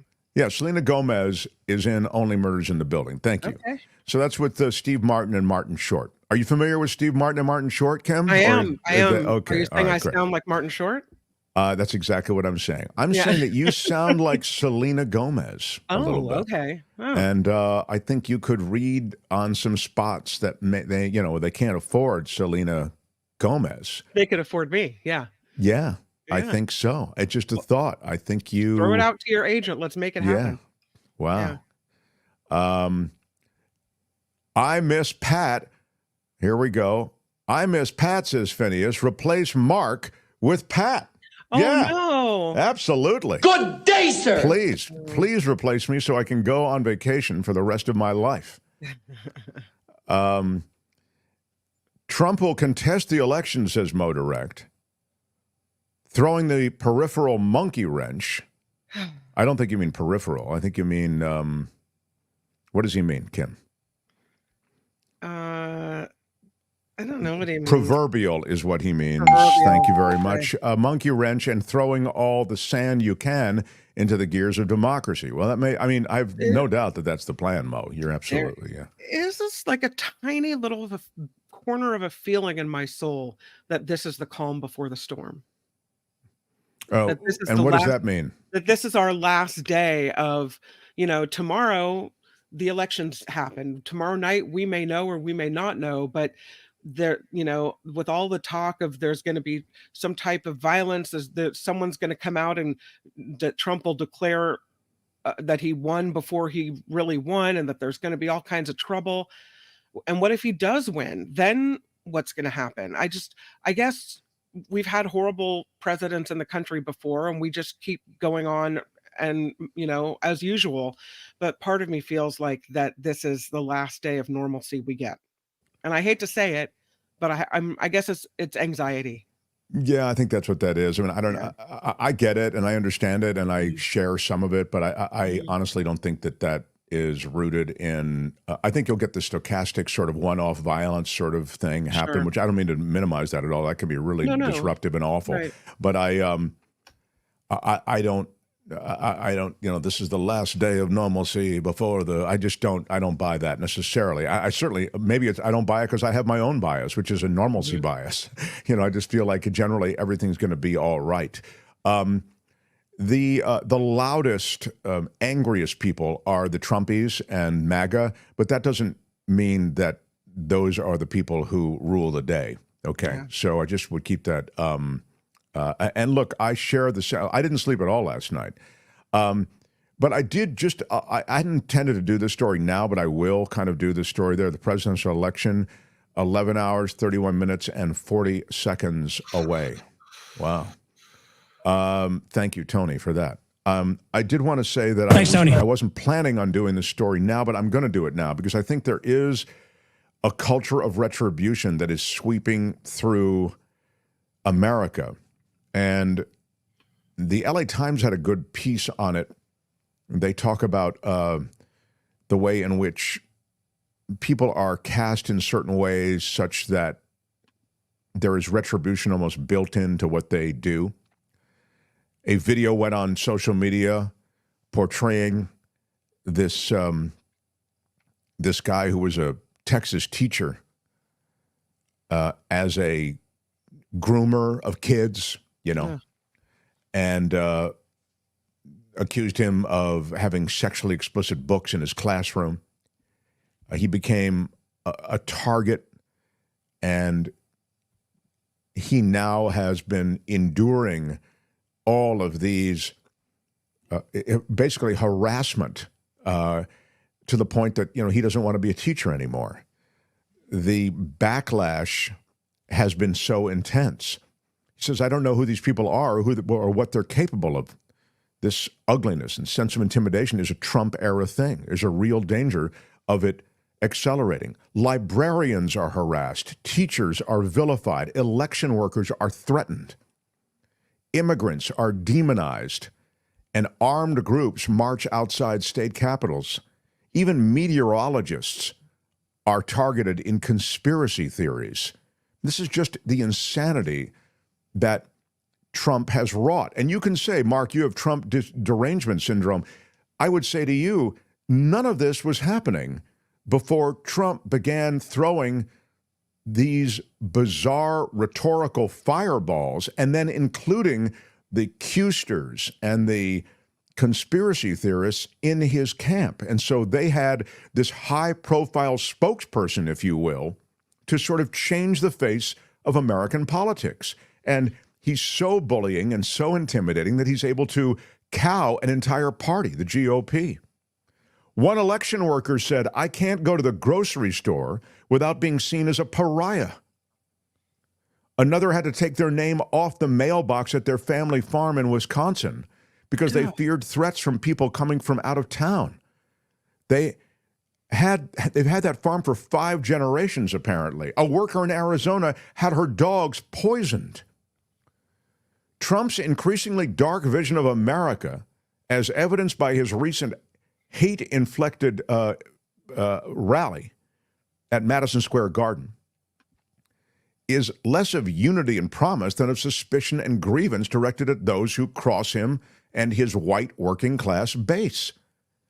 He has so normalized outrageousness with coarse language and cutting asides that his pronouncements and well-documented lies, which years ago would have doomed a candidate, have lost their capacity to shock. Even the conservative Christians who back him aren't shocked by this. They just move along and get along. He's speaking to anger and fear and giving voice to it, said a politics professor in Chicago. He didn't invent divisive rhetoric, the professor said. We have a long history with that, but he's taken it to new heights. He stands apart from any American president in history for what he's doing to the country. He's a destructive, corrosive force, said the professor. A recent study by the Chicago Project on Security and Threats suggests that Trump has incited extremes and increased the potential for political violence. This is what Kim was saying before.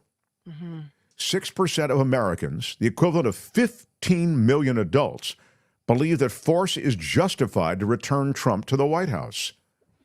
8%, about 21 million adults, agree that force could be used to prevent Trump from returning to the White House as president. Trump has said that sometimes revenge can be justified. Those are his actual words. He's called for vengeance against political opponents, including President Biden. He suggested that General Mark Milley, the former chairman of the Joint Chiefs of Staff, deserved to be executed. That's what he said. Republicans have sought to soften his sentiments by describing it more as campaign stuff that you say. No, it isn't. Normal people don't say that. Marco Rubio, who to me, what a transformation. He became Trump's little bitch so quickly. He went from running against him, you'll remember him on the debate stage, little Marco, to now being his bitch.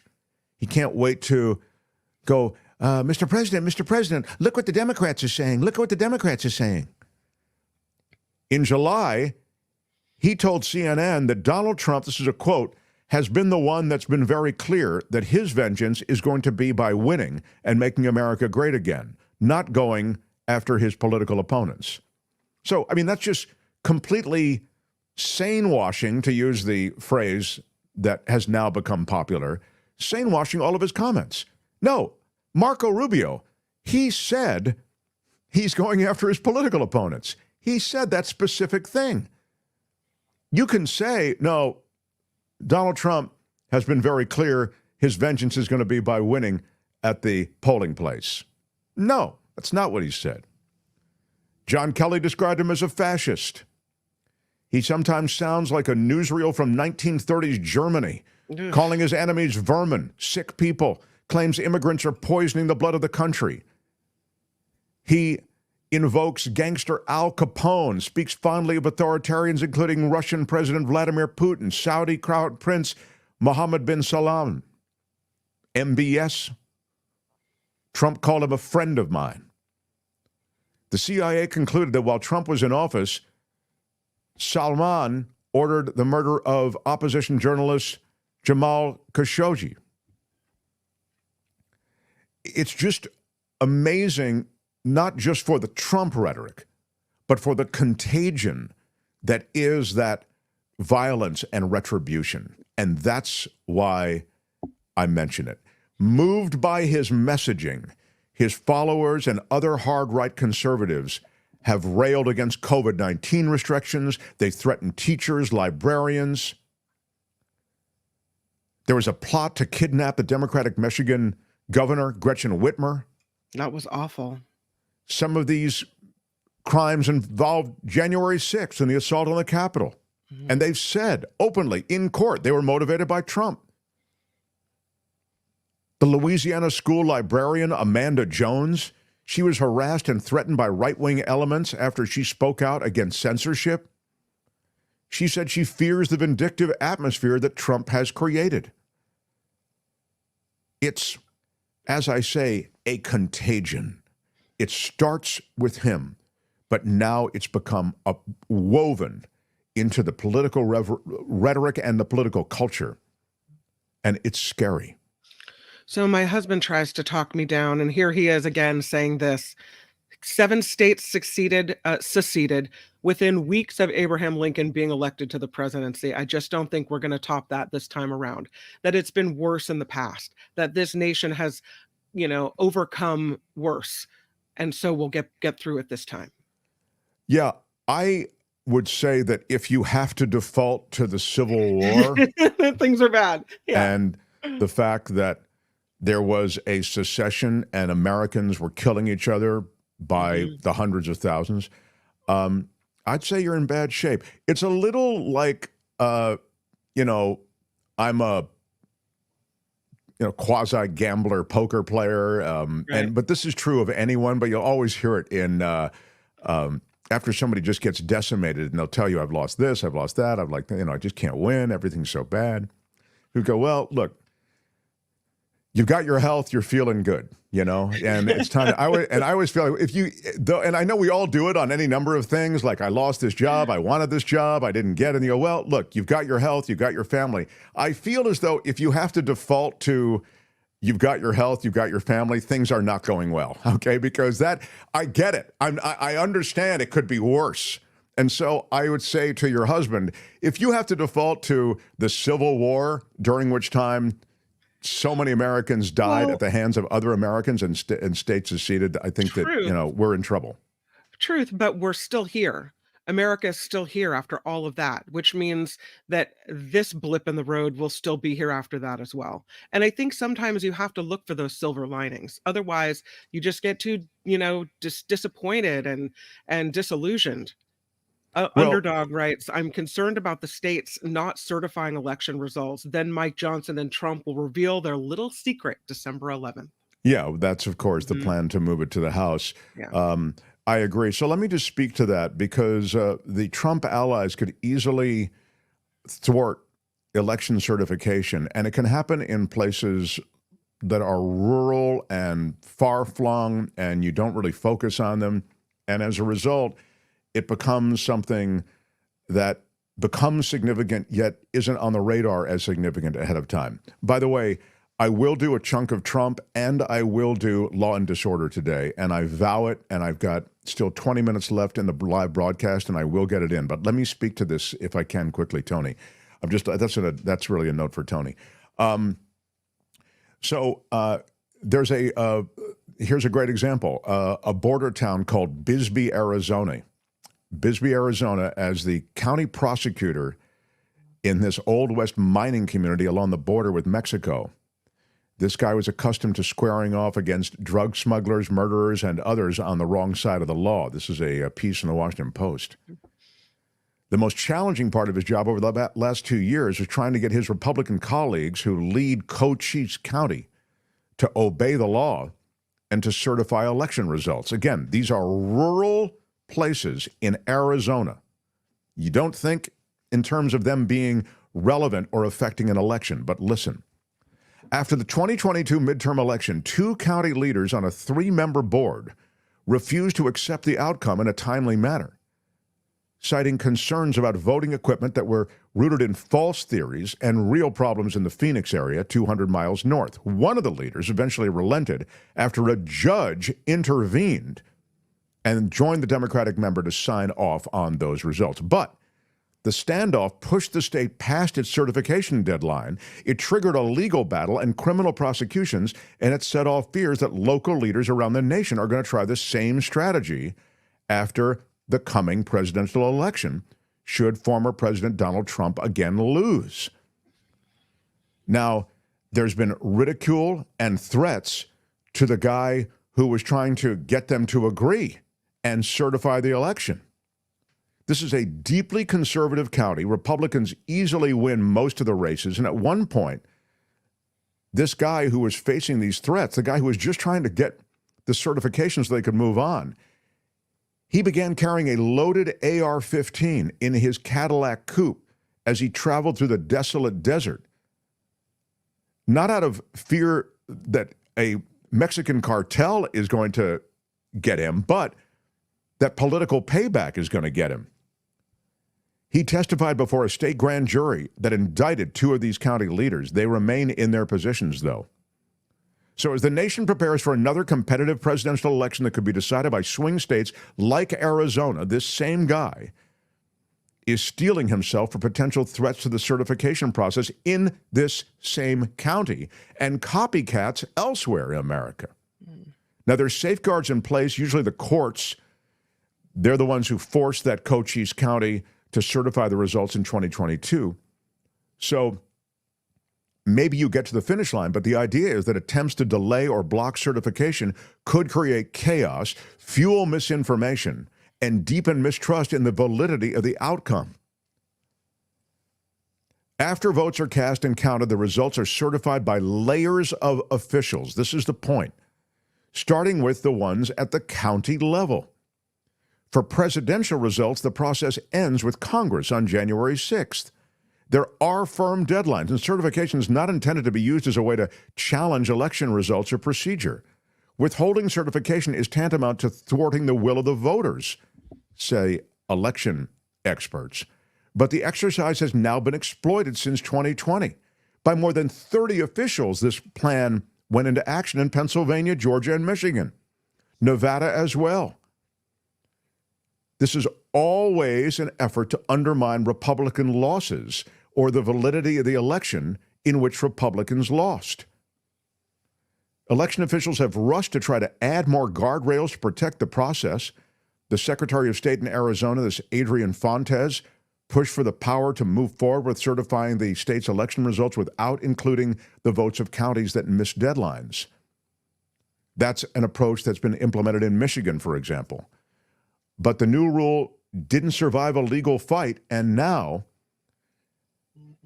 it's possible that we'll run into the same game plan county by county, again, in obscure counties in Arizona, in Michigan, and elsewhere. So very much to the point, certification, which had been a ministerial act, has now become wildly relevant in throwing the election off course. And it's a less than civil act often. In other words, it's fueled by the kind of emotional, impassioned decision-making that isn't up for a conversation. I mean, we think of these things as navigating negotiations and counting votes and look, let's work this out. But it's fueled by that same kind of rhetoric that you see in those wild county meetings that go viral. It's of concern. And so I mentioned it to you in that context. So, The Mark Thompson Show. I wanted to do a chunk of Trump, but I also wanted to do law and disorder. Which one would you like first? I ask you. Who should I ask? Kim. Well, Kim, how are you? Yeah. Law and disorder or chunk of Trump? I'm going to say chunk of Trump. But before we get to chunk of Trump, I just want to throw this out there. I got sent in a message from ABC News, which says election fact check. It is illegal for county officials to refuse to certify election results. That has been tried in the past and found to be illegal. So I know we've seen some laws. They tried to change laws in Georgia, but the courts there dismissed that. So hopefully what you're talking about with Trump trying to get these folks to not certify, won't be able to stand the test of the courts. Fingers crossed. Well, the idea, though, and that's why I mentioned it to you, that you can now throw it to the courts, and by doing so, you miss a deadline. Yeah. That's part of the game. It's not that you won't be forced to certify. You will. But what they're suggesting is that the process of delaying certification is enough to maybe throw the election into a tailspin. Mm-hmm. So that's the thinking. All right. She's asked for it. We'll do it. This is your chunk of Trump. Open wide. Ready? Here comes your chunk of Trump. It's my favorite food. With your first bite, here's Mark Thompson. I have a feeling it's going to be beautiful. Donald Trump wants you to know that he doesn't rule out banning vaccines if he wins. What? Mm-hmm. Isn't that nice? RFK Jr. as the vaccines are, right? Yeah. Yikes. Yeah. It's a... That's not fake. That's real. No, it's very real, Dr. Fauci. In an interview with NBC News, the former president also said a push by RFK Jr. to remove fluoride in water, quote, sounds okay to me. RFK Jr. would have a big role in the administration, Trump said. Kennedy, who ran for president as an independent this year before he dropped his bid and endorsed Trump, has long spread conspiracies and falsehoods about vaccines and other public health matters. He has, for example, frequently claimed that vaccines are linked to autism, even though studies have debunked that theory for decades. Asked Sunday whether banning certain vaccines would be an option during a second term, Trump didn't rule it out. Quote, well, I'm going to talk to Kennedy and talk to other people. and I'll make a decision. But he's a very talented guy, and he has strong views, Trump said. What's that the saying? Is it the lunatics running the asylum? Yeah, the inmates running the asylum. No offense to lunatics. That's what it feels like. These letting the crazy people in charge. Yeah, it's but those crazy people have a lot of appeal. In fact, RFK Jr., I know many people who are big RFK Jr. fans, and they very much kind of worship at the church of RFK Jr. So I'm not convinced that RFK Jr. doesn't have appeal. Head on the head of the hood of the family car, the guy who left a bear in Central Park. Like, what else does he have to do to let you know that he's not quite right? Well, he's a little eccentric, Kim. That's it's true. Is that what it is? Okay. Yeah. The word about a Donald Trump administration includes, and you'll be happy to hear this if you're wildly religious, a promise to bring about a new era of Christian power. He has pledged enhanced access to the White House. They will get directly into the Oval Office and to me. He is promising that he will champion his followers' brand of Christianity across American life and government. He's avoided boasting about the main accomplishment that made him a hero to conservative Christians. Of course, that's ending Roe v. Wade. And he's distanced himself from Project 2025, which is the conservative blueprint for a Trump presidency, of course, but he has his unwavering support for, quote, my beautiful Christians, as he calls them. And he leans heavily into their fears about losing power in a secularizing and pluralist country where a majority of women support Vice President Kamala Harris. So in his final campaign events with conservative Christian activists and politicians, Trump is promising to elevate not only their policy priorities, but also their ideological influence. He says that he's going to affirm that God made only two genders, male and female. He will create a federal task force to fight anti-Christian bias. He will give, quote, enhanced access to conservative Christian leaders if they elect him. Quote, it will be directly into the Oval Office and me. We have to save religion in this country. She embodies, Kamala Harris, the multi-faith and multi-ethnic aspect of American life, and she wants to lead that. She has personal faith in Christianity, but she has said in various public forums that her parents took her to civil rights marches where, quote, people of all races, faiths, and walks of life came together to fight for the ideals of freedom and opportunity. So very different people. But if you're a new era Christian, prepare yourself for the new era under Donald Trump. There's going to be a lot of God with access to the president and to the laws in this country. Let's get this country back to God. This is a word from the Lord, and he's not happy. Thank you. That's exactly right. And finally, you had the story, Kim, about the fact that Kamala Harris was on Saturday Night Live. Yeah. And so NASCAR, being covered at NBC, had to serve up a big chunk of NASCAR to Donald Trump for equal time, right? Apparently, that was a commercial for Trump that exceeded the time that Kamala Harris had on Saturday Night Live. I didn't see it. I didn't either. But you know why we didn't see it? Because if they were really trying to attract new voters or reach people they hadn't reached before, then Trump would have been on Saturday Night Live and Kamala Harris would have been on NASCAR and football. Oh. That's not the way it worked out. I mean, see. So everyone that was watching Saturday Night Live probably, they were spoon-fed Harris and they were already voting for her and vice versa. Yeah, it doesn't feel as though you'd be... No. But there's some NASCAR people who are, libs like NASCAR too, Kim. They do? Oh, yeah. Oh, yeah. NASCAR is, yeah. Tony, I'll bet you like a little NASCAR, don't you? No? I'm not a fan of circle driving. I don't like driver series. I like more manufacturer stuff. So that's why I used to watch rallying and that kind of stuff. And when Formula One was manufacturer, where I don't care about drivers, I like machines more. Yeah, and NASCAR is a driver series, so that's all it is. Wow. Tony with some strong opinions. I love it. Thanks, Tony. All right. When does your podcast start? I'm into that. That's your chunk of Trump. That's it for this edition. Well, I really enjoyed it. But make sure to join us again next time I think you might want to listen. There's nothing wrong with listening. for another chunk of Trump. Oh, yeah. The Mark Thompson Show. I promised it to you, and damn it, I'm going to do it. Right after I read a few comments, Cassandra says, let us get this country back to reason and some degree of logic. Religious, stay out of government, she says.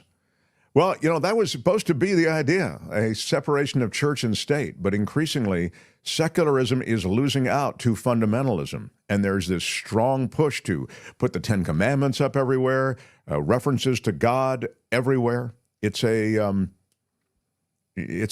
feel as though, in a way, that horse is out of the barn.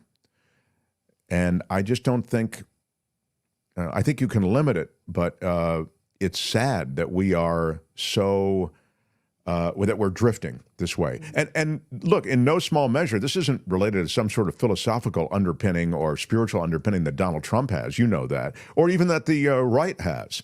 I mean, I get it. There may be true believers. Maybe somebody like Mike Johnson might be a true believer as well, or Mike Pence. But most of them are doing it because of the political realities. It's a huge voting block. So they're just trying to handle that voting block by handling their demands. And I'm sure if you were a politician, you'd try to, on some level, mollify, satisfy those people who are intense Christian voters, intense meaning maybe fundamentalist Christians, because you need that voting block. And that's a bit of what's happening in America. Did you see the clip of Donald Trump sycophant Jesse Waters demanding an apology from women for voting for Biden in 2020? Awesome strategy for even fewer votes. That's exactly right. Yeah. Yeah, the more you can call women out for not voting for you, how dare you get off your leash, women. Let a young thug talk like 45. Yeah, exactly. No contendo. What happened with Young Thug? He pled guilty or something? Did you see that? I wasn't paying attention to the Young Thug story. My apologies. Yeah, well, I think... Google it. Okay, we'll check it out. Remiss. Yeah. Trevor Starr says, Friday headline, unemployed Florida man throws tantrum, nobody responds. Yeah, yeah. I get it. I see what you're saying. Yeah. Harry Magnan says, I'll just apologize in advance.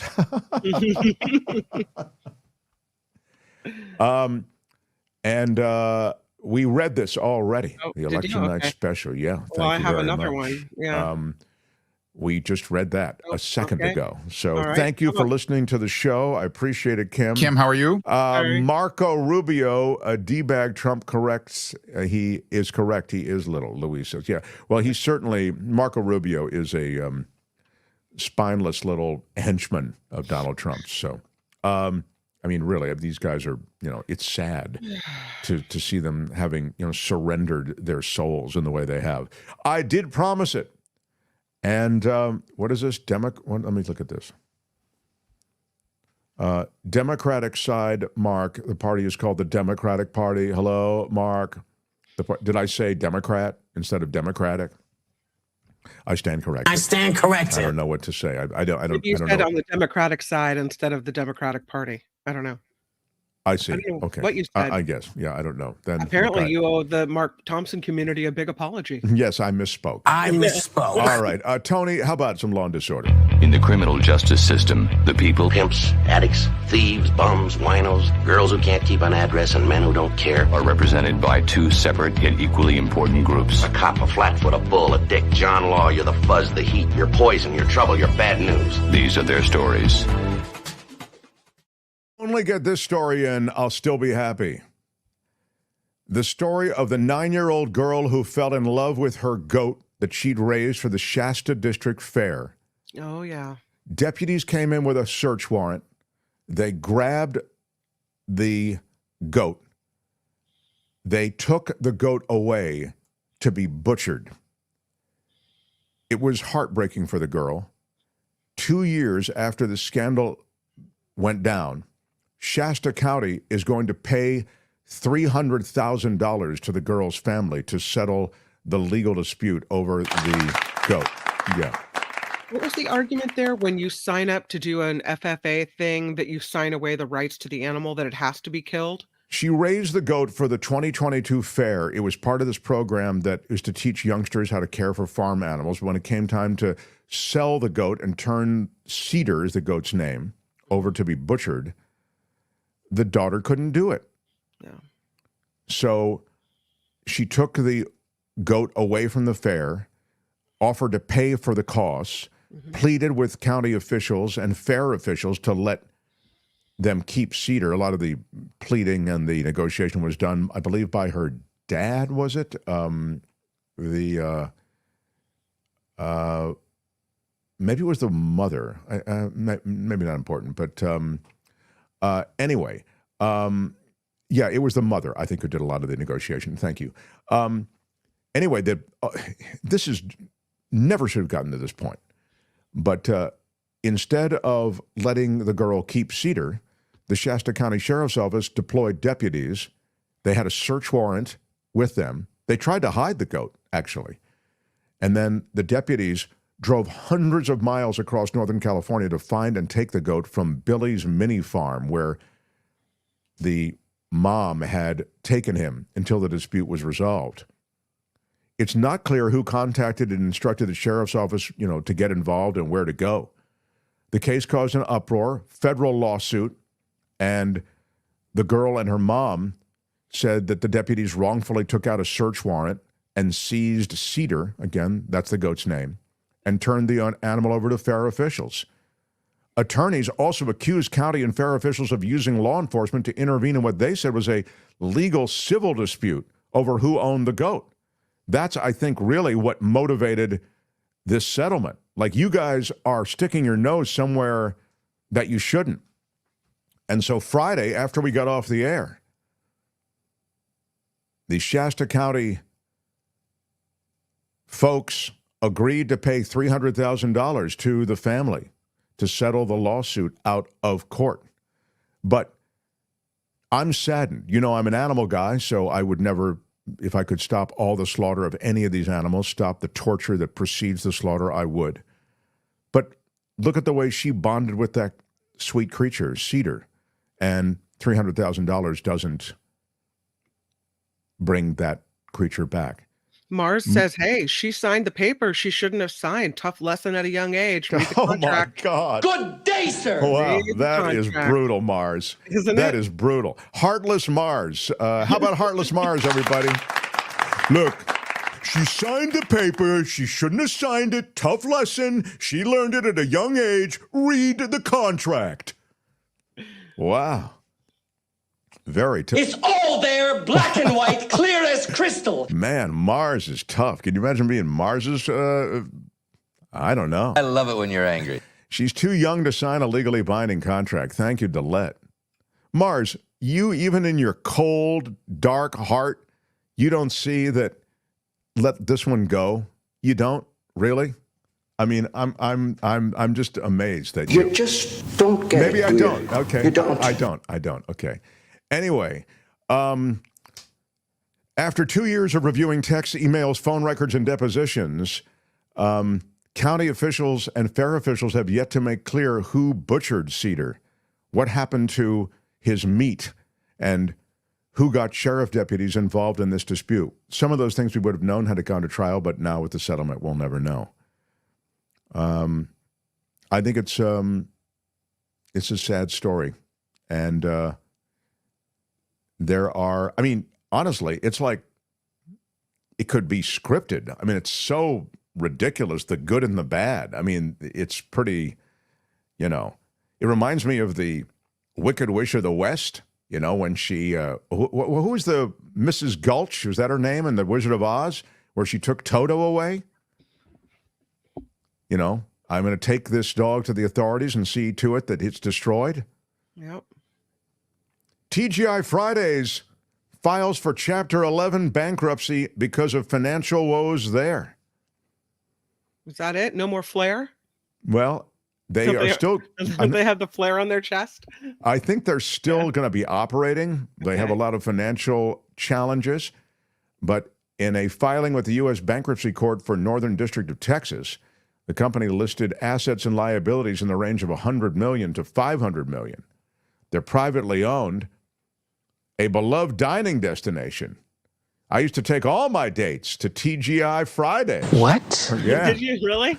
Oh, my God. Honey, Wow. all of the potato skins you want, they're on me. What? Yeah. So we'll see the future of TGI Fridays, but for the moment, they are no longer operating. And finally, say it ain't so. CBS Television loses Rudolph the Red-Nosed Reindeer to, yes, and Frosty the Snowman, both of them, to NBC. Oh. I know. There's never been anything like this. I know. It's been 5 decades, and CBS will not air the holiday animated specials Rudolph the Red-Nosed Reindeer or Frosty the Snowman. Who's in charge? How could they let this happen? Yeah, exactly. I mean, I don't know how this could happen. You know, they do this to me all the time. I don't know what the hell they do it for. The 2 holiday shows are moving to Comcast-owned NBC this year, which aired Rudolph from the late 1960s to the mid-1970s before the special started running on CBS. NBC has never aired Frosty the Snowman. Frosty will air first on NBC with the telecast scheduled for Thursday, December 5th at 8:30. Adjust your Frosty the Snowman holiday calendars. Rudolph will run during a 75-minute special on NBC scheduled for Friday, December 6th, a day later at 8 p.m. Eastern Time. The unclear part is whether or not they'll be streamed, but they will definitely be there on NBC, no longer at CBS. Hey, they should have known. It was a contract. They should have read it and understood. Hey, it's a good lesson they learned. Good day, sir. That is Law and Disorder. Tune in again next time for more Law and Disorder on The Mark Thompson Show. All right, that's it. Let's roll. Hey, let's be careful out there. The Mark Thompson Show. Thank you very much. The left is trying to take away your children and turn them into non-binaries. What? You do not know what you are talking about. Our election special is tomorrow night. It's at 8:30 at 8:30 Pacific time, by the way. That's 11:30 in the East. Please join us. We have if Hollywood Squares had those 9 celebrities, we kind of have our own version of that, right? I have to ask Tony, how many little boxes of people can we have at one time? Yeah, that's a 10. good question. StreamYard, we can have 10. 10. Okay. Should have asked Tony that before we decided we were going to do it, but all right. So yes, absolutely, you can have 9. Thanks, Tony. So we'll have again Nikki Maduro, Pat Thurston, John Rothman. I mentioned David K. Johnston, David Katz. It's going to be quite a crowd that's floating through. Michael Shure. So we hope to have everybody through. And I don't know that we'll know anything, but at least, as I say, we'll sweat the election together. Anything else we need to do before we wrap up here, Tony? I think we got to everybody today, which is really cool. I think so. My sister picked a live lobster once and then negotiated with my parents to not eat it and take it home. It was fun to watch them navigate that life moment. It's funny. I really went through life never paying much attention to that stuff, and now I see those lobsters and I see those, and I just, I don't know. It breaks my heart. It really does. I could never be part of the horror of cooking them and killing them that way. But my favorite Christmas special is Mr. Magoo's Christmas Carol, says Sandy. I own the DVD and watch it every year with my family and any other fans. Hey, by George Magoo. He plays Mr. Scrooge. And then the ghosts of Christmas past and future, and that whole thing goes down. I did think it was really good. Mr. Magoo, there it is. Hey, by George Magoo. You're in the Christmas Carol. Really good. Thank you. Thank you very much. Thank you. Magoo, you could never do Mr. Magoo now, could you? Right? You could not. I mean, Mr. Magoo, I'm not talking about A Christmas Carol, Mr. Magoo, but the Mr. Magoo where essentially Mr. Magoo is legally blind and he keeps running into things and he's driving and he keeps running over things. I mean, you could never do that today. It's like too much against the disabled. Yeah, absolutely. Yeah. Right, Tony? You could never do Mr. Magoo. I know, that sucks. I mean, how would that pitch go? Okay, listen, this guy he's legally blind and he keeps tripping over things and running over things. He runs over, he's driving. Like, dude, you're in the wrong office. And it was funny. Yeah, it was I'm funny, awful. It was a different kind of funny, though. Yeah. Delwood says, Mr. Magoo, a Biden Christmas favorite. I'll bet it is a Biden. He's old school. All right. I wish we could stay on longer, but we have The Mark Thompson Show. Trevor says he blames Tony for the I don't know what. Thanks, Tony. All right. I mean, you can blame. I mean, In general? In general, right? I blame you. It's probably my fault. I do want to say that Tony is one of the key figures tomorrow night, so we're looking forward to. But before tomorrow night, we have tomorrow. Tomorrow, the polling places are overflowing with live voting. There'll be long lines. We'll give you some live coverage that we'll watch here. In fact, even tomorrow night when we do our special election thing, where it's kind of a group sweating it out to see what's going to happen, we'll watch some live feeds. But tomorrow, of course, David K. Johnston. By the way, I think he's joining us by phone tomorrow, Tony, so we'll have to coordinate that. But David is magnificent, and I'm looking forward to his takes on any number of things. Also, tomorrow we've got some other stuff, too. I don't know what it is. I don't have my... all the good stuff is going to happen. Yeah, it's a lot. There are a couple of things that are not related to politics as well. I'm sure we're going to have a lot to talk tomorrow. Lots going on. Yeah. I'm Shadoe Stevens for the Mark Thompson Show. The birthday boy. Bye-bye. Shadoe's birthday. Happy birthday again, my dear friend. Out of time. Bye-bye. Kim's After Party Live is going down right now. Check it out until tomorrow. Bye-bye.